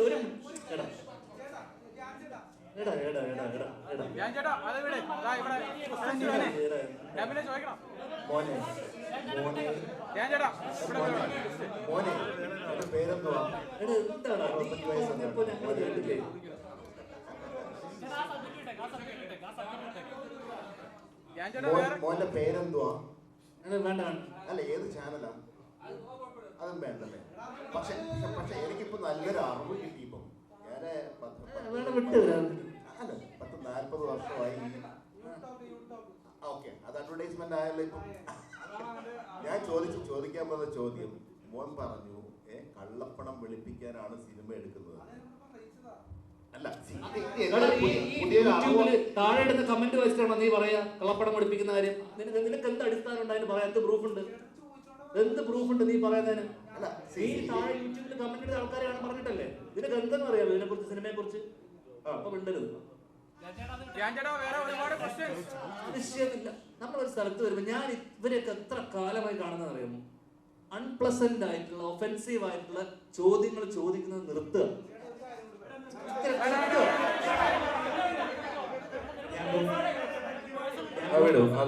ഞാനൊരു കാര്യം പറഞ്ഞുതരാം. നീ കേട്ടോ? അല്ലല്ല, അവനൊരു കാര്യം പറഞ്ഞോട്ടെ. ഒരു കാര്യം നീ കേട്ടോ? എടാ, ഒരു കാര്യം നീ കേട്ടോ? അല്ല, അവനൊരു ഒരു കാര്യം പറയടാ മോനെ. എടാ, നീ അവിടെ അവനെ നിങ്ങൾ കുറഞ്ഞതല്ലേ? എടാ, എന്തുകൊണ്ടാണ് എനിക്ക് ഇത്ര സിനിമ എന്നറിയാമോ?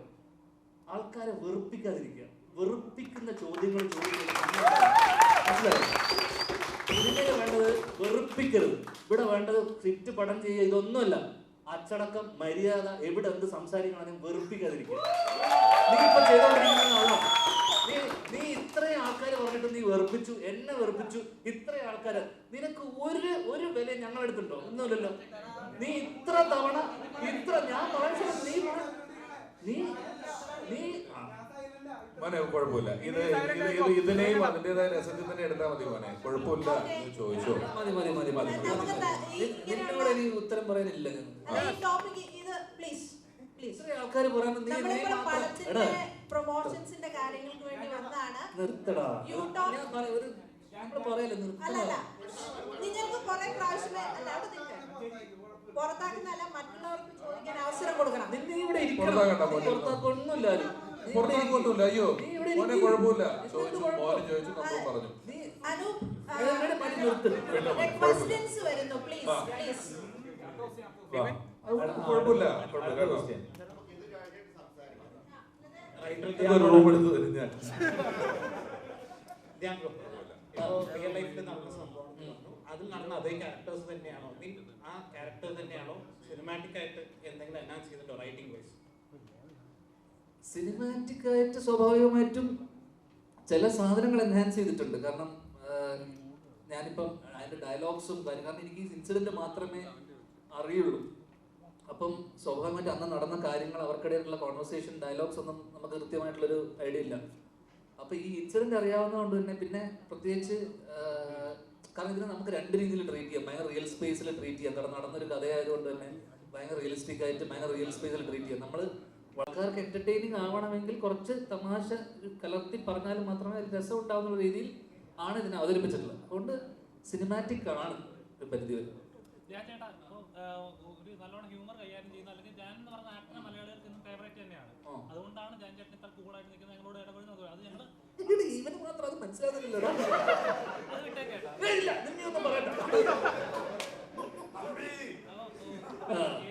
എടാ, നിനക്ക് എന്നോട് എന്തെങ്കിലും പ്രശ്നമുണ്ടോ? ചോദ്യം ചോദിക്കരുത്, പ്രശ്നം കഴിഞ്ഞു. നിനക്കൊരു കാര്യം ഞാൻ മനസ്സിലാവും. ഇത്രയും സ്വാതന്ത്ര്യത്തിൽ നിനക്ക് ഒരാളോട് സംസാരിക്കാൻ പറ്റുന്നത് ഞാൻ ഈ ഇൻഡസ്ട്രിയിൽ ഞാൻ മാത്രമായിരിക്കും. അല്ലെങ്കിലല്ലേ നീ ഫസ്റ്റ് ചോദ്യത്തിലല്ലേ നിന്നെ പുറത്താക്കിയത്? നീ ഒരിക്കലും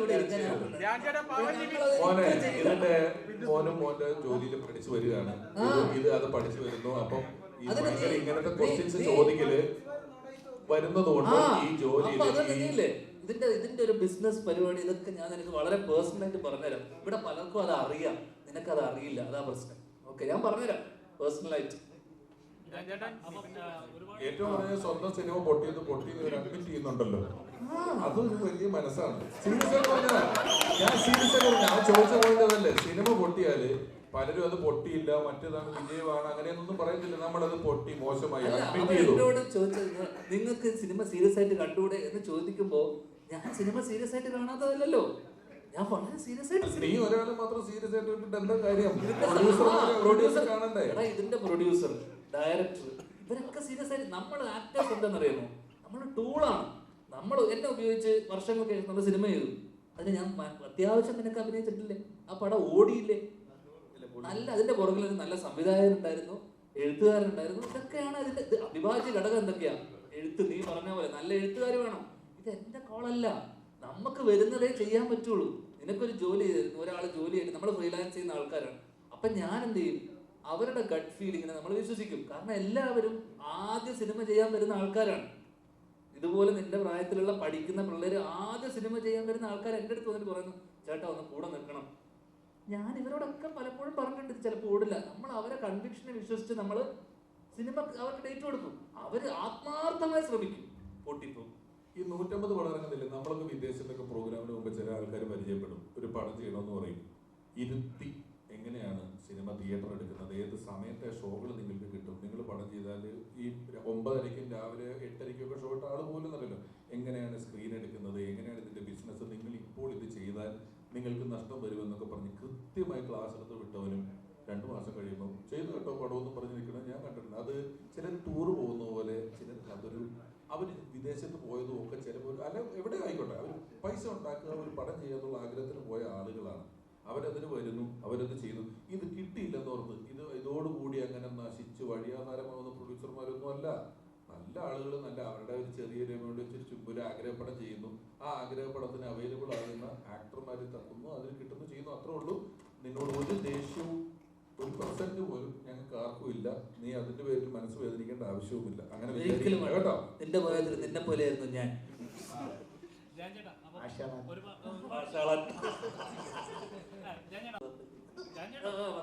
ഒരുപാട് ചിത്രങ്ങൾ ഇറങ്ങുന്നുണ്ട്. അപ്പം ഈ പറഞ്ഞ കുറച്ച് മുമ്പേ ഒരു പോസ്റ്റ് വന്നായിരുന്നു രമേശ് ചെന്നിത്തലയുടെ. കാരണം ഒരു കുട്ടികളുടെ ഇടയിലും യുവാക്കളുടെ ഇടയിലും വയലൻസ് ഉള്ള ചിത്രങ്ങൾ, ഉപയോഗിക്കുന്ന ചിത്രങ്ങൾ കൂടി വരുന്നതുകൊണ്ട് അത് ഇൻഫ്ലുവൻസ് ചെയ്യുന്നുണ്ട്.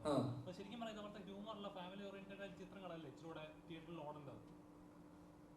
എടാ അത് ഇതെങ്ങനെ മാനസികമായിട്ട് ഇവരെ ഇൻഫ്ലുവൻസ് ചെയ്യുന്നത് ചോദിച്ചു കഴിഞ്ഞാൽ നമുക്കത് ഇത് പേഴ്സൺ ടു പേഴ്സൺ അല്ലേ. ഇപ്പം നമ്മളൊരു സിനിമ മാർക്ക് കൊണ്ടിട്ട് നമ്മൾ ആരും പോയിട്ട് ഇതുപോലത്തെ കാര്യങ്ങൾ ചെയ്യില്ല. ഇത് ഡിപ്പെൻസ് ഓൺ അവരുടെ ചൈൽഡ്ഹുഡ്, അവരുടെ ഇത്തരത്തിലുള്ള അവരുടെ സ്കൂളിങ്, ഇതിനെയൊക്കെ അടിസ്ഥാനപരമായി ഇതൊക്കെ അപ്ബ്രിങ്ങിങ്ങിനനുസരിച്ചിരിക്കും. മനസ്സിലായില്ലേ? അവർക്കുണ്ടായിട്ടുള്ള ട്രോമകൾ അവരുടെ ഇതനുസരിച്ചിരിക്കും. ഇതൊക്കെ സിനിമയ്ക്കൊരു പരിധി കൂടുതലൊന്നും ഇൻഫ്ലുവൻസ് ചെയ്യാൻ പറ്റുമെന്ന് എനിക്ക് തോന്നുന്നില്ല. ഇൻഫ്ലുവൻസ് ഉണ്ട്, ഇല്ല എന്നല്ല.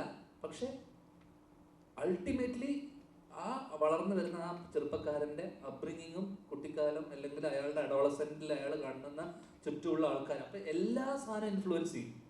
സിനിമ മാത്രമല്ലല്ലോ, സൗഹൃദം ഇൻഫ്ലുവൻസ് ചെയ്യും, അയാളുടെ റിലേറ്റീവ്സ്, ഇതൊക്കെ ഇൻഫ്ലുവൻസ് ചെയ്യും. അപ്പോൾ സിനിമേനെ മാത്രം നമുക്ക് അടിച്ച് ഈ സിനിമ കണ്ടതുകൊണ്ട് ഇയാൾ ഇങ്ങനെ ആയിപ്പോയി എന്ന് നമുക്ക് പറയാൻ പറ്റില്ല. ചുറ്റുപാട് നടക്കുന്ന പല കാര്യങ്ങളിലും ഇൻഫ്ലുവൻസ് ചെയ്യും. സിനിമയും ചിലപ്പോൾ ഇത്ര വയലന്റ് ആയിട്ടുള്ള സിനിമകൾ വരുന്ന സമയത്ത് അതും ഇൻഫ്ലുവൻസ് ചെയ്യാൻ സാധ്യതകളുണ്ട്. ഞാനൊരു കാര്യം പറഞ്ഞോട്ടെ. അതായത് ഒരു വലിയ കൊലപാതകം, ആ കൊലപാതകത്തിന് ശേഷം 2 വീട്ടുകാർ തമ്മിൽ വലിയ പ്രതികാരം, വർഷങ്ങളോളം പ്രതികാരം, തമ്മിൽ മിണ്ടൂല്ല എന്നൊക്കെയുള്ള കഥയാണ് ഗോഡ് ഫാദറിൻ്റെ യഥാർത്ഥ കഥ. എൻ്റെ ലക്ഷ്മി കൈകളിൽ കിടന്ന് പിടഞ്ഞു മരിച്ചു എന്നൊക്കെ പറയുന്നത് വെട്ടിക്കൊന്നതാണ്. ഒരു കൊലപാതകവും കാണിക്കാതെ മലയാളത്തിൽ ഏറ്റവും കൂടുതൽ കാലം 450 ദിവസം തിയേറ്ററിൽ ഓടിയ പടമാണ് ഗോഡ് ഫാദർ എന്ന് പറയുന്നത്. ഒരു സിനിമ എങ്ങനെ ആളുകളിലേക്ക് എത്തിക്കണം എന്നുള്ളത് അതിൻ്റെ എഴുത്തുകാരൻ വിചാരിക്കുന്ന പോലെയാണ്. ഇപ്പം ഞാൻ 2 പടം ചെയ്തു. ഒരു തുള്ളി ചോര ഈ 2 പടത്തിൽ കാണിച്ചിട്ടില്ല. കാണിക്കുന്നവന് കാണിക്കുകയും ചെയ്യാം. പക്ഷേ ഞാൻ ഉൾപ്പെടെ അല്ലെങ്കിൽ നമുക്ക് മുൻപേ നടന്ന ഒരു തലമുറയെ പൊളിറ്റിക്കൽ കറക്റ്റ്നെസ് എന്നുള്ളൊരു വാക്ക് പഠിപ്പിച്ചു തരികയും അത് നിറം, ശരീരം, ജാതി ഇതൊക്കെ വെച്ച് പരിഹസിക്കുന്നത് മാത്രമല്ല, മനുഷ്യനെ കൊല്ലുന്നത് പൊളിറ്റിക്കലി ഇൻകറക്റ്റ് ആണ് എന്ന് ഒരു പൊളിറ്റിക്കൽ കറക്റ്റ്നെസ്സുകാർ വാദിക്കുന്നതോ അല്ലെങ്കിൽ കൊലപാതകങ്ങൾ റീറെക്കോർഡ് ചെയ്ത് മ്യൂസിക് ഇട്ട് ഗ്ലോറിഫൈ ചെയ്യുന്നതിനെതിരെ ഒരു പൊളിറ്റിക്കൽ കറക്റ്റ്നെസ്സിൻ്റെ വാചകങ്ങളോ എവിടെയും ഞാൻ ഇതുവരെ കാണുകയോ കേൾക്കുകയോ ചെയ്തിട്ടില്ല. അവിടെ വളരെ പരിമിതമായ ഒരു സ്ഥലത്തിരുന്നുകൊണ്ടാണ് ഈ ഒരു മാറ്റർ എപ്പോഴും സംസാരിക്കുന്നത്. ഇപ്പം ഞാൻ ഈ ഇടയ്ക്ക് ക്യൂവിൽ ഇൻ്റർവ്യൂവിൽ ഞാൻ ഈ കാര്യം പറയുമ്പോൾ അതിൽ കുറേ പേര് അയ്യോ അങ്ങനെ എന്താ പറയുന്നത്, ഇതാണോ അതാണോ എന്നൊക്കെ ചോദിച്ച കമൻറ്റ് കുറച്ച് ഞാൻ ഈ മാറ്റർ 5 മാസം മുമ്പ് സംസാരിച്ചതാണ്. അതായത് നമുക്കിപ്പം സോഷ്യൽ മീഡിയയിൽ ഇതിൻ്റെ കഷ്ണങ്ങൾ വരും. സർട്ടിഫിക്കറ്റും സെൻസറിങ്ങും ഒക്കെ തിയേറ്ററിലല്ലേ ഉള്ളൂ, ഇതിൻ്റെ കഷ്ണങ്ങൾ വരുമല്ലോ. അപ്പോൾ ഈ ക്രൈം ഈ ലെവലിൽ ഗ്ലോറിഫൈ ചെയ്ത് അവതരിപ്പിക്കുക, വില്ലനായിട്ട് അഭിനയിച്ച ആൾക്കാർ വളരെ സ്റ്റാറിനെ പോലെ നടക്കുക, നിൽക്കുക, നിരന്തരം കൊല്ലുക, കൊലപാതകം എന്നൊക്കെ പറഞ്ഞാൽ വലിയ പടങ്ങൾ ഉൾപ്പെടെ കഴുത്ത് വെട്ടിക്കളയുക മറ്റേവരെന്ന് പറയുന്നത് നിരന്തരം കാണുമ്പം ഇത് സ്വാഭാവികമാണെന്ന് തോന്നും. വളരെ നാച്ചുറലായ ഒരു പ്രോസസ്സ് പോലെ, വളരെ ഞാൻ പറഞ്ഞതുപോലെ അങ്ങനത്തെ സാധാരണഗതിയിലല്ലാത്ത ആളുകൾക്ക് നാച്ചുറലാണെന്ന് തോന്നാം. ചെറിയൊരു നിയന്ത്രണം ഉള്ളത്. നമ്മുടെ നാട്ടിൽ കളിപ്പാട്ടങ്ങളുടെ കൂട്ടത്തിൽ തോക്ക് വിൽക്കുന്ന നാടായത്. കാറും പിപിയും ഡോളും അതിൻ്റെ ഇപ്പുറത്ത് തോക്കുണ്ട്. ഇത് മേടിച്ച് പിള്ളേർ പരസ്പരം വെടിവെച്ച് കളിക്കുന്നുണ്ട്. കളിപ്പാട്ടത്തിൽ വരെ തോക്കുണ്ട്. അങ്ങനത്തെ ഒരു നാടായത്. അപ്പോൾ ഒരു കൺട്രോൾ ഉണ്ടെങ്കിൽ നല്ലതാണ് എന്ന് തോന്നുന്നു.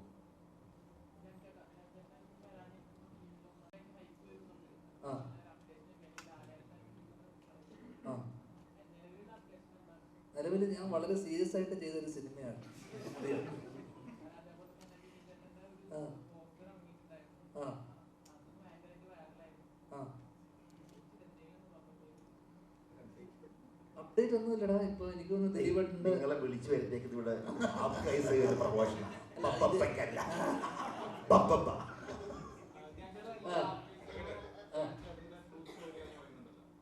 ഏതാ? ആ അതെ.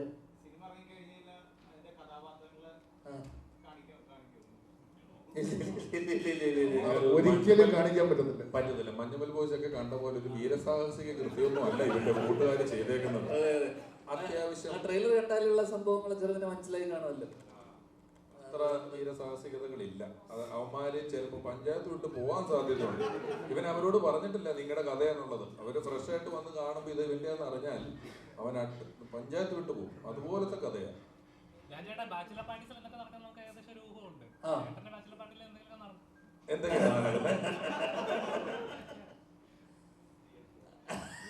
ഇല്ലല്ല, എനിക്ക് അങ്ങനെ ഒരു ബാച്ചിലർ പാർട്ടി ഇല്ലായിരുന്നു. കാരണം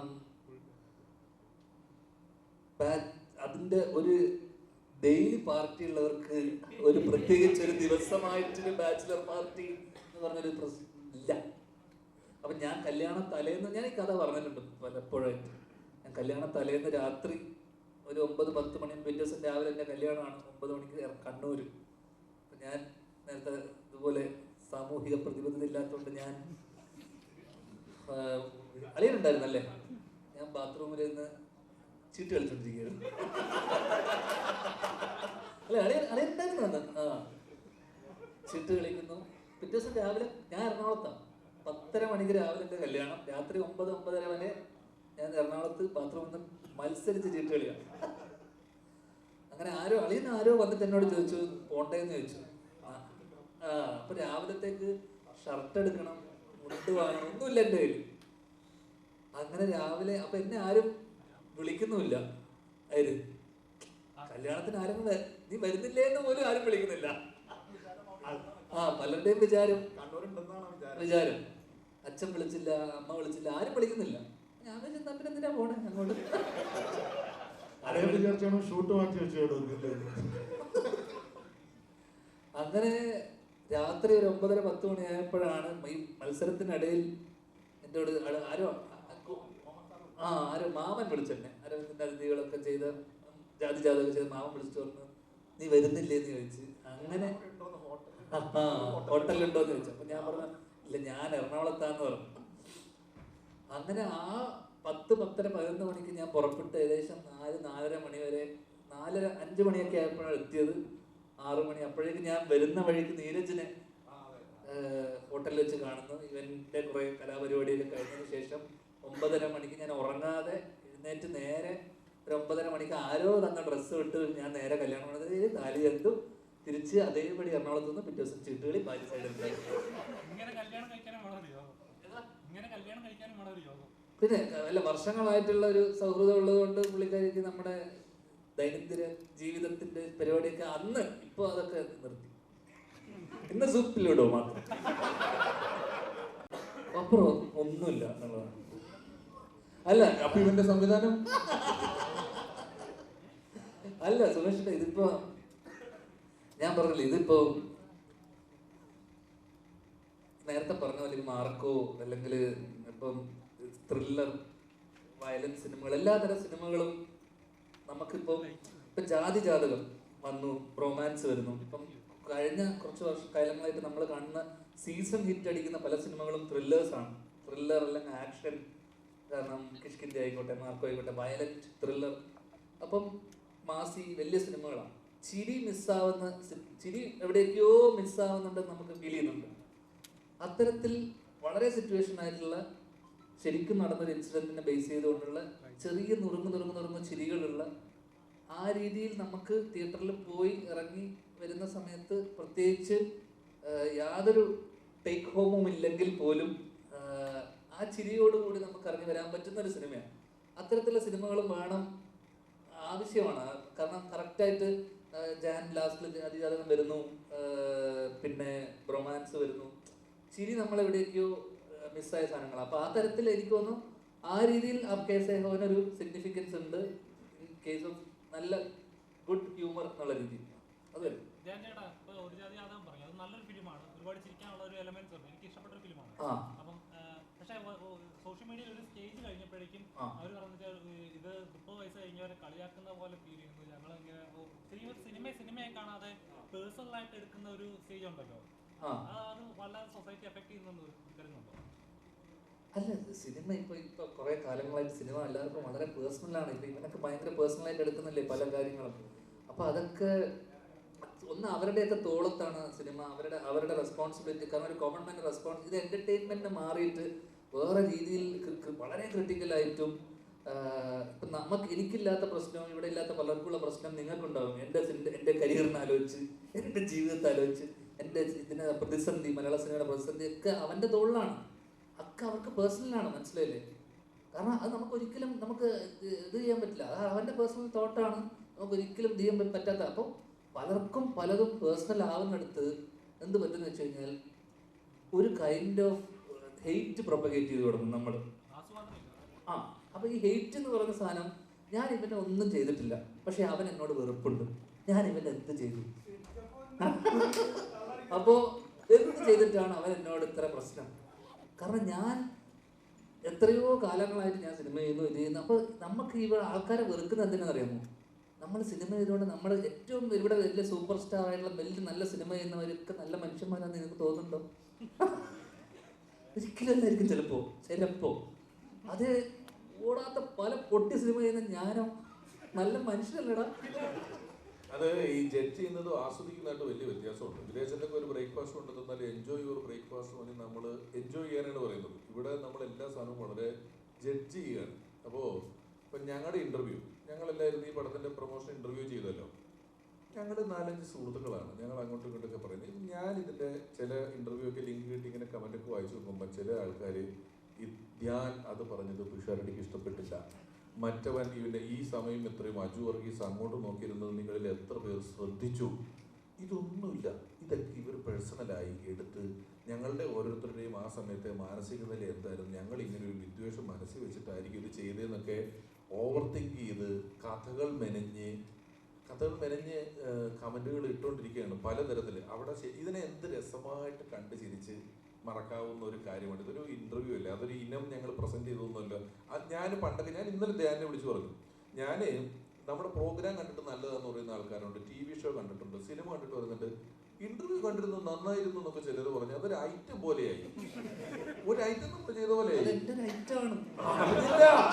എനിക്കിതറിയില്ലല്ലോ. ഞാന് ഇടക്കാലത്ത് ഈ ക്യാപ്ഷൻ ഇടുമല്ലോ, ഞാൻ നല്ല ക്യാപ്ഷനുകൾ ഇടുമായിരുന്നു. ഒരു ദിവസം ഞാൻ നോക്കിയപ്പോഴേ, ചേട്ടാ ഇന്നത്തെ ക്യാപ്ഷൻ ഏറ്റില്ലെന്നൊരു കമന്റ്. ഇത് ഞാൻ വെറുതെ ഫോട്ടോ എടുത്ത ഒരു ക്യാപ്ഷൻ അല്ല, ഇത് ജഡ്ജ് ചെയ്യാനായിട്ട് കൊടുക്കുന്നതല്ല. അതെനിക്ക് പെട്ടെന്ന് കിട്ടല്ലേ, ഒരു ദിവസം ഇതിന്റെ ക്യാപ്ഷൻ ഇടണം. എനിക്കൊരു 10 വയസ്സ് പറഞ്ഞതിനില്ലാത്ത കാര്യം എനിക്കറിയാലോ, നല്ല ക്യാപ്ഷൻ ഇടാം. ദേഷ്യം വേണ്ട, ചിരിക്കുന്നെങ്കിൽ ഒരു ചിരി വന്നിട്ട് കാണുമ്പോൾ ഇന്നത്തെ ക്യാപ്ഷൻ അത്ര ഏറ്റില്ലെന്നൊരു കമന്റ് വന്നപ്പോൾ ഇതൊക്കെ ജഡ്ജ് ചെയ്യാണ്. ഇത് അവൻ റിവ്യൂ പറയാൻ തുടങ്ങി എന്റെ ക്യാപ്ഷന്. ഇതിന്റെയൊക്കെ റിവ്യൂ പറയേണ്ട വല്ല കാര്യമുണ്ടോ? അതുകൊണ്ട് ഒരു പ്രശ്നം ഉണ്ടാവും. നമ്മൾ പിറ്റേ ദിവസം ശ്രദ്ധിക്കും ക്യാപ്ഷൻ ഇടുന്ന സമയം. ഞാൻ നിർത്തി എനിക്ക് ഞാൻ ഫോട്ടോ എടുത്തില്ല. പക്ഷെ എനിക്ക് നിർത്താൻ പറ്റുന്നില്ല. എനിക്ക് എന്റെ പ്രശ്നം അറിയാമോ, ഈ ഇന്റർവ്യൂ രസമില്ല, ഇത് തിരിക്കാനൊന്നും ഇല്ലെന്ന് എനിക്ക് ടെൻഷനാണ്. പിന്നെ പിറ്റത്തെ നന്നാക്കണല്ലോ. അത് നന്നാക്കാം. പക്ഷെ നിങ്ങൾ ജീവ എന്തെങ്കിലും സംസാരിച്ചില്ലെങ്കിൽ ജീവ റെസ്റ്റ്ലെസ് ആയി തുടങ്ങി. ഞാൻ ഈ കാര്യം പറഞ്ഞപ്പോൾ ഇവര് ശാരദ ചേട്ടൻ, അജു ചേട്ടൻ, ധ്യാൻ ചേട്ടൻ ഇവരെ കുറെ നാളുകളായിട്ടുള്ള സുഹൃത്തുക്കളാണ് നിങ്ങൾക്ക് എല്ലാവർക്കും അറിയാലോ. അപ്പൊ ഇവരുടെ ഇടയ്ക്ക് ആ ഇന്റർവ്യൂവിന്റെ അകത്ത് ഞാനും പോയി പെട്ടു. അപ്പൊ ഞാനും ഇതിന്റെ ഇടയ്ക്ക് ഗ്യാപ്പ് കിട്ടുമ്പോൾ എന്തെങ്കിലും പറയാ, ഇവരുടെ ചിരി കണ്ട് ആസ്വദിക്കാന്ന് പറഞ്ഞപ്പോൾ എനിക്കും കിട്ടി. ഇവൻ അറ്റൻഷൻ പിടിച്ചു പറ്റാൻ നോക്കുവാന്ന്. അപ്പൊ ഞാൻ നിങ്ങളെ സംസാരിച്ചോട്ടെ എനിക്ക് അത്ര അല്ല ഓരോ കാര്യം ഒരു ആവശ്യമില്ലാതെ ജഡ്ജ് ചെയ്യുന്ന കൊണ്ട് വളരെ നേരത്തെ ചേട്ടൻ പറഞ്ഞ പോലെ വളരെ രസകരമായിട്ട് കണ്ട് കൊള്ളാലോ എന്ന് പറഞ്ഞ് ഒഴിവാക്കാൻ പറ്റുന്ന സാധനങ്ങളൊക്കെ ഈ പറഞ്ഞ പോലെ വല്ലാണ്ട് ചിന്തിച്ച് കാട് കയറുന്നുണ്ട്. പിന്നെ തമാശ പറഞ്ഞു കഴിഞ്ഞാൽ അത് കളിയാക്കലാണോ എന്ന് തോന്നും. ഈ പറഞ്ഞ പോലെ വയലൻസ് കുറച്ച് അധികമായി കഴിഞ്ഞാൽ ആൾക്കാരെ എത്ര ആൾക്കാർ സിനിമ കണ്ട് ഞാൻ നന്നായി പുറത്ത് പോയി ജോലി ചെയ്ത് കുടുംബം നോക്കാന്ന് പറഞ്ഞ് പോയിട്ടുണ്ടെന്ന് എത്ര ആൾക്കാരങ്ങനെ ചെയ്തിട്ടുണ്ടാകും. പക്ഷെ ആരും അതിനെപ്പറ്റി പറയുന്നില്ല. എല്ലാവർക്കും ഒരു കാര്യത്തിന്റെ മോശം പിന്നെ കാര്യങ്ങൾ പൊക്കിപ്പിടിച്ച് ഇത് കൊള്ളത്തില്ല, അത് ഇങ്ങനെ ചെയ്യാൻ പാടില്ലായിരുന്നു. നല്ല ഗുണങ്ങൾ ഒരുപാടുണ്ട്, അതിനെപ്പറ്റി ആരും സംസാരിക്കുന്നില്ല. പിന്നെ നല്ലത് വിശ്വസിക്കാതെയുമായി. അതായത് ഞാൻ ഒരിക്കൽ പറഞ്ഞില്ല, അതായത് ഒരുത്തം പോയി ഒരു 10 പേരെ ഇടിച്ചിടുന്നത് വിശ്വസിക്കുന്ന അത്ര പോലും ഒരുത്തം പോയി 10 പേർക്ക് കൂടെ മേടിച്ചു കൊടുക്കുന്ന സിനിമയെ വിശ്വസിക്കുകയല്ല. ഇല്ല ഇല്ല, അവനെ നന്മ മരുന്നൊക്കെ പിടിച്ച് അവന്റെ ചാറെടുത്തിട്ട് അവനെ പരിപ്പിളക്കി കളയും. അതെ, ചെയ്യാൻ പറ്റത്തില്ല. ആരോടെങ്കിലും നന്നായിട്ട് പറഞ്ഞാൽ കേറോളിയായി. അങ്ങനെ ഇപ്പൊ ഓളികളുടെ കാലവും ഉണ്ട്, അത് നമ്മൾ മനസ്സിലാക്കണം.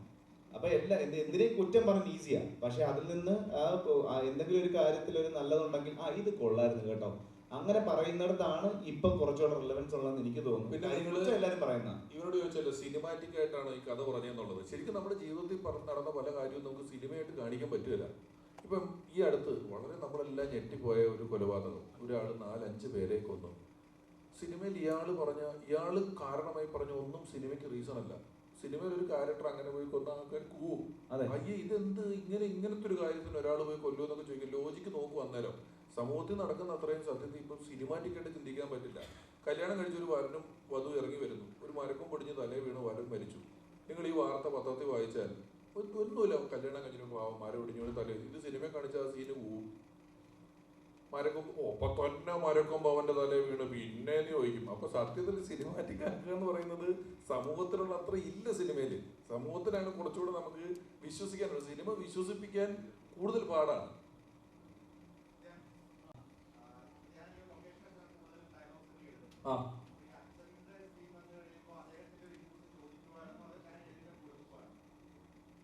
അന്നത്തെ ദിവസം നമ്മൾ എഴുതിയിട്ട് പുള്ളിയുടെ അടുത്ത് നമ്മളൊന്ന് ഡിസ്കസ് ചെയ്തു.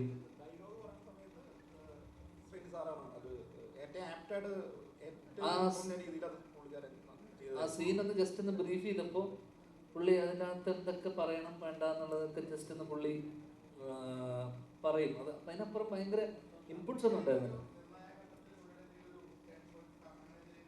അല്ല, അങ്ങനെ ഭയങ്കര നിർണായക ഘട്ടമൊന്നും ഈ സിനിമയിൽ അത്തരത്തിലുള്ള വലിയ ഘട്ടങ്ങളൊന്നും ഇല്ല. ഇതിലൊരു നമ്മൾ കോമിക്കലായിട്ടും വളരെ സെറ്റാരിക്കലായിട്ടും പറഞ്ഞു പോകുന്നതുകൊണ്ടും ഈ ഇൻസിഡന്റ് കൃത്യമായിട്ട് പുള്ളിക്ക് അറിയാവുന്നതുകൊണ്ടും അവിടെ വലിയ കോൺവെർസേഷൻസോ ഡയലോഗുകളോ അല്ലെങ്കിൽ അത്തരത്തിലുള്ള സംഭാഷണങ്ങളൊന്നും ഇല്ല ആ പുള്ളി വരുന്ന ഏരിയയിൽ പ്രത്യേകിച്ച്.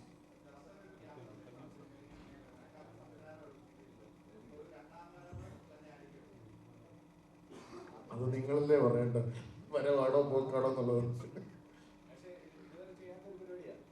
എനിക്ക് വളരെ ഇഷ്ടപ്പെട്ട ഭയങ്കര എന്താ പറയുന്ന ഭയങ്കര ഫ്രീ ആയിട്ട് ചെയ്യാൻ പറ്റി. അത് പിന്നെ ഡയറക്ടറിനെയും ധ്യാനിനെയും തന്നെയാണ് ഫുൾ ക്രെഡിറ്റ് പോകുന്നത്.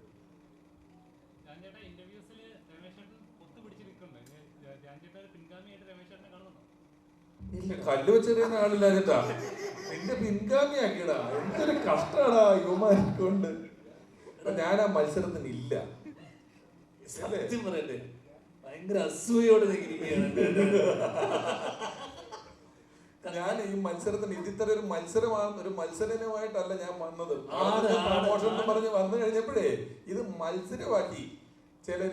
അവൻ അതിലടിച്ചു, അതിലടിച്ചു, അങ്ങോട്ട് പറഞ്ഞു. പക്ഷെ ഞാൻ പൊതുവെ ഒരു ഇന്റർവ്യൂ, നമുക്കൊരു ഇന്റർവ്യൂവിന്റെ പോക്ക്, ഇപ്പോൾ ഒരാൾ സംസാരിക്കുന്നുണ്ടെങ്കിൽ, ഇപ്പോൾ സംസാരിക്കുന്ന സമയത്ത് എനിക്ക് എന്തെങ്കിലും കൗണ്ടർ അടിക്കുക, തിരിച്ചു പറയുക, അതിനപ്പുറം ആ മൊത്തം സെഷൻ ഇൻട്രസ്റ്റിംഗ് ആക്കുക എന്നുള്ളതാണ് ഞാൻ എപ്പോഴും ചിന്തിക്കാറ്. കാരണം ഞാൻ ബാക്കിയുള്ളവർക്കൊരു സ്പേസ് കൊടുത്തിട്ടും ബാക്കിയുള്ളവർ സംസാരിക്കട്ടെ, അല്ലെങ്കിൽ അവർ സംസാരിക്കട്ടെ, ജീവക്ക് ചില സാധനങ്ങളിട്ട് പറയാനുള്ള ഗ്യാപ്പ്. പിന്നെ ഞാൻ ബേസിലൂടെ വർഷം ചെയ്യുന്ന സമയത്തും നമ്മൾ അവർക്കൊരു സാധനം ഇട്ട് കൊടുത്താലും മാത്രമേ അവർ തിരിച്ച് കൗണ്ടർ അടിക്കുള്ളൂ. അപ്പം നമ്മൾ അങ്ങോട്ട് പറയാനും ഒരു ഗിവ് ആൻഡ് ടേക്ക് ഉണ്ടാവണം. അപ്പോൾ എല്ലാം ചിലവർ ഇപ്പോൾ രമേശന്റെ കേസിൽ രമേശൻ കോൺസ്റ്റന്റ് ആയിട്ട് അടുത്തെന്ത് പറയണം എന്നുള്ള ഡീപ്പ് തിങ്കിങ് ആണ്. അപ്പോൾ നമ്മൾ ശ്രദ്ധിച്ചാൽ മതി, ഇന്റർവ്യൂവിൽ ശ്രദ്ധിച്ചാൽ മതി, നമ്മളൊരു സാധനം അടിച്ചിട്ട് അവിടെ ചിരിച്ചോണ്ടിരിക്കുമ്പോഴും രമേശനല്ലേ ഒരെണ്ണം അടിച്ച് ഇതിന്റെ മുകളിൽ അടിക്കണം. ശ്രദ്ധിച്ചാൽ മതി, കെയർഫുൾ ആയി ശ്രദ്ധിച്ചാൽ നിനക്ക് മനസ്സിലാവും. എപ്പോഴും ബാക്കിയുള്ളവരുടെ തമാശക്ക് ചിരിക്കൂല. ഞാന് വളരെ പണ്ട് ഞാനും ധർമ്മനും ഒക്കെ പരിപാടി ചെയ്യുന്ന സമയത്ത് തന്നെ ബ്ലഫ് മാസ്റ്റേഴ്സ് ഒക്കെ തന്നെ ഞങ്ങൾ അങ്ങനെ അത്ര ചിരിക്കാതെ വളരെ സീരിയസ് ആയിട്ട് നർമ്മം പറഞ്ഞിട്ടുള്ള ആൾക്കാരാണ്. നിന്റെ അച്ഛൻ തമാശ പറയുമ്പോൾ അദ്ദേഹം പറയുന്ന നിമിഷം വരെ നമുക്കൊരു തമാശ വരുമെന്ന് മനസ്സിലാവില്ല, അതുപോലെ നിൽക്കുമായിരുന്നു. ഞാൻ അദ്ദേഹത്തിനെയൊക്കെ കണ്ടു വളർന്ന ഒരാളാണ്. അതുകൊണ്ട് ഞാൻ പറയട്ടെ അപ്പോ നീ പറഞ്ഞ് തീരുന്നവരെ ഞാൻ മിണ്ടിയിട്ടില്ല. നീ പറഞ്ഞ് തീരുന്നവരെ ഞാൻ മിണ്ടിയിട്ടില്ല. അപ്പോ ഈ തമാശ പറയുന്നതിന് കുറച്ച് മുമ്പേ ആക്ഷനുകൾ തുടങ്ങി. അത് കഴിഞ്ഞ് പറഞ്ഞു ഞാനൊക്കെ വളരെ നിശബ്ദമായിരുന്നത് സൈഡിൽ കൂടെ അടിച്ച് പണ്ടിങ്ങനെ ഈ ഫോണിൽ പ്രോഗ്രാമുകളുള്ള കാലത്ത് ഫോൺ പിടിച്ച് നർമ്മം പറഞ്ഞ് ശീലിച്ചതാണ്. പിന്നെ അതൊക്കെ നിർത്തി എത്രയോ നാട് കഴിഞ്ഞിട്ട് നിന്റെയൊക്കെ ഇടയിൽ വന്ന് പെട്ടത്. അന്നാണ് എൻ്റെ തലയിലെ ഏതോ ഞെരമ്പിൽ കൂടെയൊക്കെ കുറേ നാളിന് ശേഷം കറണ്ട് ഓടുന്നത്. അതുവരെ ഒന്നും ഞാൻ ഇങ്ങനത്തെ കൗണ്ടർ വെച്ചിട്ട് കുറേ നാളായി. എന്റെ തട്ടമാണ് നീ എടുത്തോ, നീ തന്നെ ഇവിടുത്തെ രാജാവ്, വേറെ ആരുമില്ല. നീ കാരണമല്ല ഇപ്പൊ കപ്പൽ മൂലാളി പിന്നെ വന്നത്. പിന്നെ നീ അല്ല രാജാവ് എന്ന് പറയേണ്ട കാര്യം എന്തിരിക്കുന്നത്? കാരണം എന്റെ ഡിജിറ്റൽ ഫാൻസിന് വലിയ വിലയിലായിരുന്നു. ഞാൻ അന്ന് പറഞ്ഞപ്പോ ഇത് വലിയ കാര്യം എടുത്തില്ല. അയ്യോ എന്റെ പൊന്നടാ സംഭവിച്ചിരിക്കുന്നത്. അപ്പൊ പലപ്പോഴും നമ്മൾ പറയുന്ന തമാശയും ബാക്കിയുള്ളവർ പറയുന്ന തമാശകളെ നമ്മൾ ആസ്വദിക്കുക എന്നുള്ളതാണ് ഏറ്റവും വലിയ ഇമ്പോർട്ടൻറ്റ്. അപ്പൊ എന്ന് വെച്ചാൽ ഞാൻ ബേസിലുമായിട്ട് ഇരിക്കുന്ന വർഷങ്ങൾക്ക് ശേഷം എനിക്ക് ഭയങ്കര ഇൻട്രസ്റ്റിംഗ് ഒരു സെഷൻ പോലെയാണല്ലോ. പിന്നെ നമ്മളെ ഈ പറയുന്ന നമുക്ക് പരിചയമുള്ള ഇതിലുള്ള ഒരുപാട് ആൾക്കാരുണ്ട്, ഇവരുമായിട്ടുള്ള ഒരു ഇന്ററാക്ഷൻ ആണല്ലോ സിനിമ ഇതിന്റെ കൂടെ. കാരണം എത്ര പേര് സിനിമയെ കുറിച്ച് എന്ത് പറയാൻ പറ്റും? സിനിമയെ കുറിച്ച് നമുക്കൊരു 5-10 വാക്കിൽ തീരും. അല്ലെങ്കിൽ അതെല്ലാവരും വന്നിട്ട് എന്താ പറയുന്നത്? സിനിമയെ കുറിച്ച് പറയുമ്പോൾ ഇതിൽ கொஞ்சം കൂടുതലൊന്നും പറയാൻ പറ്റില്ല, ഇതിൽ ഇത്രയും പറയാൻ പറ്റും, ഇങ്ങനെയല്ലേ പറയുള്ളൂ, ഇതൊരു ഇങ്ങനെയാണ്. അപ്പൊ ബാക്കി 5 മിനിറ്റ് കൊണ്ട് സിനിമയുടെ ചർച്ചകളൊക്കെ തീരും. ബാക്കിയുള്ളത് വെറും ചിറ്റ്ചാറ്റ് പോലത്തെ കോൺവെർസേഷൻ ആണ്, കാഷ്വൽ കോൺവെർസേഷൻ. നീ പറഞ്ഞ പ്രശ്നം അങ്ങനെ ഉണ്ടെങ്കിൽ എനിക്ക് ഇത് പഠിക്കണമല്ലോ.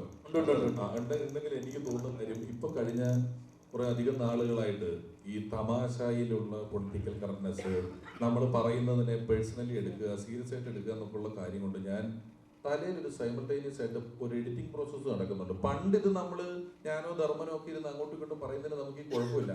ഇപ്പം പ്രത്യേകിച്ച് ഞാൻ എൻ്റെ രാഷ്ട്രീയമൊക്കെ തുറന്നു പറഞ്ഞ് നിൽക്കുന്ന സാഹചര്യത്തിൽ നമ്മൾ പറയുന്ന സാധനത്തിന്റെ ഏതെങ്കിലും ഒരു വാക്കോ അറ്റോ മൂലയുടെ ഒരു കഷ്ണം കൊണ്ടുപോയി ഹെഡിങ് ആക്കി മറ്റൊരു സാധനമാക്കി മാറ്റപ്പെടുമോ എന്നൊരു ഭയം ഉള്ളത് കൊണ്ട് പറയുന്നതിന് മുമ്പ് ചിലപ്പോൾ ഇങ്ങനെ ചിന്തിക്കുന്നുണ്ടാവും. അതായിരിക്കും. അല്ലാതെ അടുത്തത് ആർക്കിട്ട് എന്തടിക്കാന്ന് എനിക്ക് തമാശ പറയുന്നതിന് പ്രതിഫലമായി പണം കിട്ടി ശീലിച്ചവനാണ് ഞാൻ. അതുകൊണ്ട് ഞാൻ ഫ്രീ ആയിട്ട് പറയുമ്പോൾ എനിക്ക് അതാ കൗണ്ട്. അത് പറഞ്ഞാൽ ഞാൻ എൻ്റെ കുടുംബം നോക്കിയത്. അപ്പൊ എന്റെ കൂട്ടത്തിൽ വന്ന് വെറുതെ ഇരുന്ന് പറയുമ്പോൾ ആലോചിച്ച് നല്ലൊരു കൗണ്ടർ അടിക്കണം ഇതൊന്നും ഒരു പിണ്ണാക്കും ആലോചിക്കുന്നില്ല. ഇപ്പൊ ഉണ്ടാക്കിയൊരു സാധനം ഇപ്പൊ ആലോചിച്ചിട്ട് ആലോചിച്ച് കിട്ടിയതാ. ഇങ്ങനെ പറഞ്ഞെങ്കിൽ എന്തെങ്കിലും ഉണ്ടാകണമല്ലോ. സാർ നീ തന്നെ രാജാവ്. എടാ നമ്മൾ ഒറ്റ കെട്ട കേട്ടോ, നമ്മളൊരൊറ്റ കെട്ട, ഞാനും നീയും. നമുക്ക് ഒന്നിച്ച് ഒരൊറ്റ ശത്രുവുണ്ട് ഇനി ഇവിടെ. ഈ കള്ളപ്പണം വെളുപ്പിക്കുന്നവരുമായിട്ടുള്ള കൂട്ട് നമ്മൾ ഇന്നിവിടെ അവസാനിപ്പിക്കുകയാണ്. ഇനി നമുക്കിതില്ല, ഞാനില്ല. ഈ സാമൂഹിക പ്രതിബദ്ധത ഇല്ലാത്തവരുടെ കൂട്ടത്തിൽ നിന്നും എന്നെ രക്ഷിക്കൂ. നമുക്ക് പോയി എന്തെങ്കിലും സാമൂഹിക പ്രതിബദ്ധതയോടെ എന്തെങ്കിലും ചെയ്യാം. നമുക്ക് കാന ക്ലീനാക്കാൻ പോവാം. വരുന്നുണ്ടോ? പണ്ട് NSSന്റെ കാന ക്ലീനാക്കിയിട്ടുള്ള നമുക്ക് ഇപ്പൊ പോയി ചെയ്യാം. റെഡിയാ? ആരെങ്കിലും വരുന്നുണ്ടോ കാന ക്ലീനാക്കാൻ?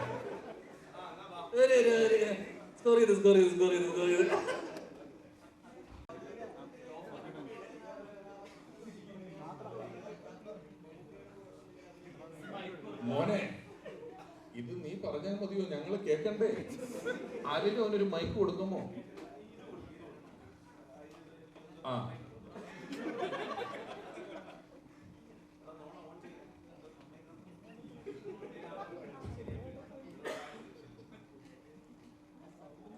ബിൻബിനോ, ഇപ്പം ഒതലങ്ങാത്തുരുത്തിൽ നിന്നും നത്തുന്ന കഥാപാത്രമായി തുടങ്ങിയ ഒരു യാത്രയാണ്. അതിൽ ഇപ്പം മമ്മൂക്കയുടെ കൂടെ അഭിനയിക്കാൻ കഴിഞ്ഞു, ലാലേട്ടൻ്റെ കൂടെ ഇപ്പം അഭിനയിച്ചുകൊണ്ടിരിക്കുന്നു. ഇപ്പം ആപ് കൈസയുടെ ഒരു പ്രധാനപ്പെട്ട ഒരു കഥാപാത്രമാണെന്നാണ് മനസ്സിലാക്കാൻ കഴിയുന്നത്. ആ ഒരു യാത്ര എങ്ങനെ ഉണ്ടായിരുന്നു? പിന്നെ ഈ ഒരു വൈബ് ടീമിൻ്റെ കൂടെ ഉള്ള ഒരു എക്സ്പീരിയൻസ്?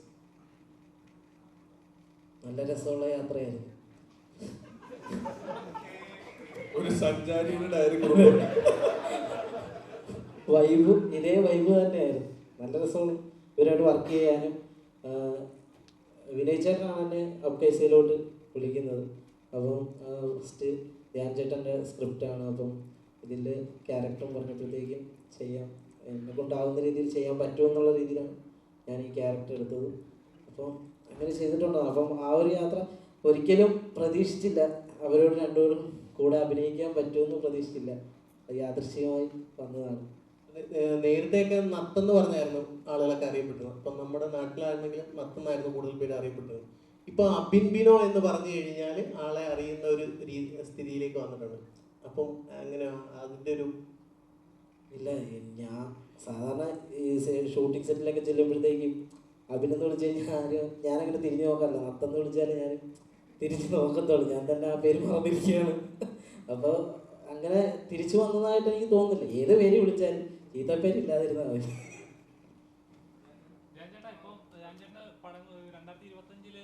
പടങ്ങളൊക്കെ അഭിനയിക്കാനുള്ള പടങ്ങളൊക്കെ തീർന്നുകൊണ്ടിരിക്കുകയാണ്. ഈ ഡയറക്ഷനിലോട്ട് കയറി വന്നു തുടങ്ങി. ഇപ്പൊ റൈറ്റിംഗിൽ ഒരു പടം ഇപ്പോൾ ഇറങ്ങാൻ പോകുന്നു. ഇപ്പൊ ഇനി അടുത്ത പ്രോജക്റ്റ് ഏതാണ്? ഡയറക്ഷൻ തന്നെയല്ലേ? ഏപ്രിൽ മെയ് വരെ കുറച്ച് കമ്മിറ്റ്മെന്റ്സ് ഉണ്ട്. അത് കഴിഞ്ഞ് കഴിഞ്ഞാൽ കഴിഞ്ഞു. ഏത് ജോണറായിരിക്കും? ഏകദേശം ഒരു ത്രില്ലർ.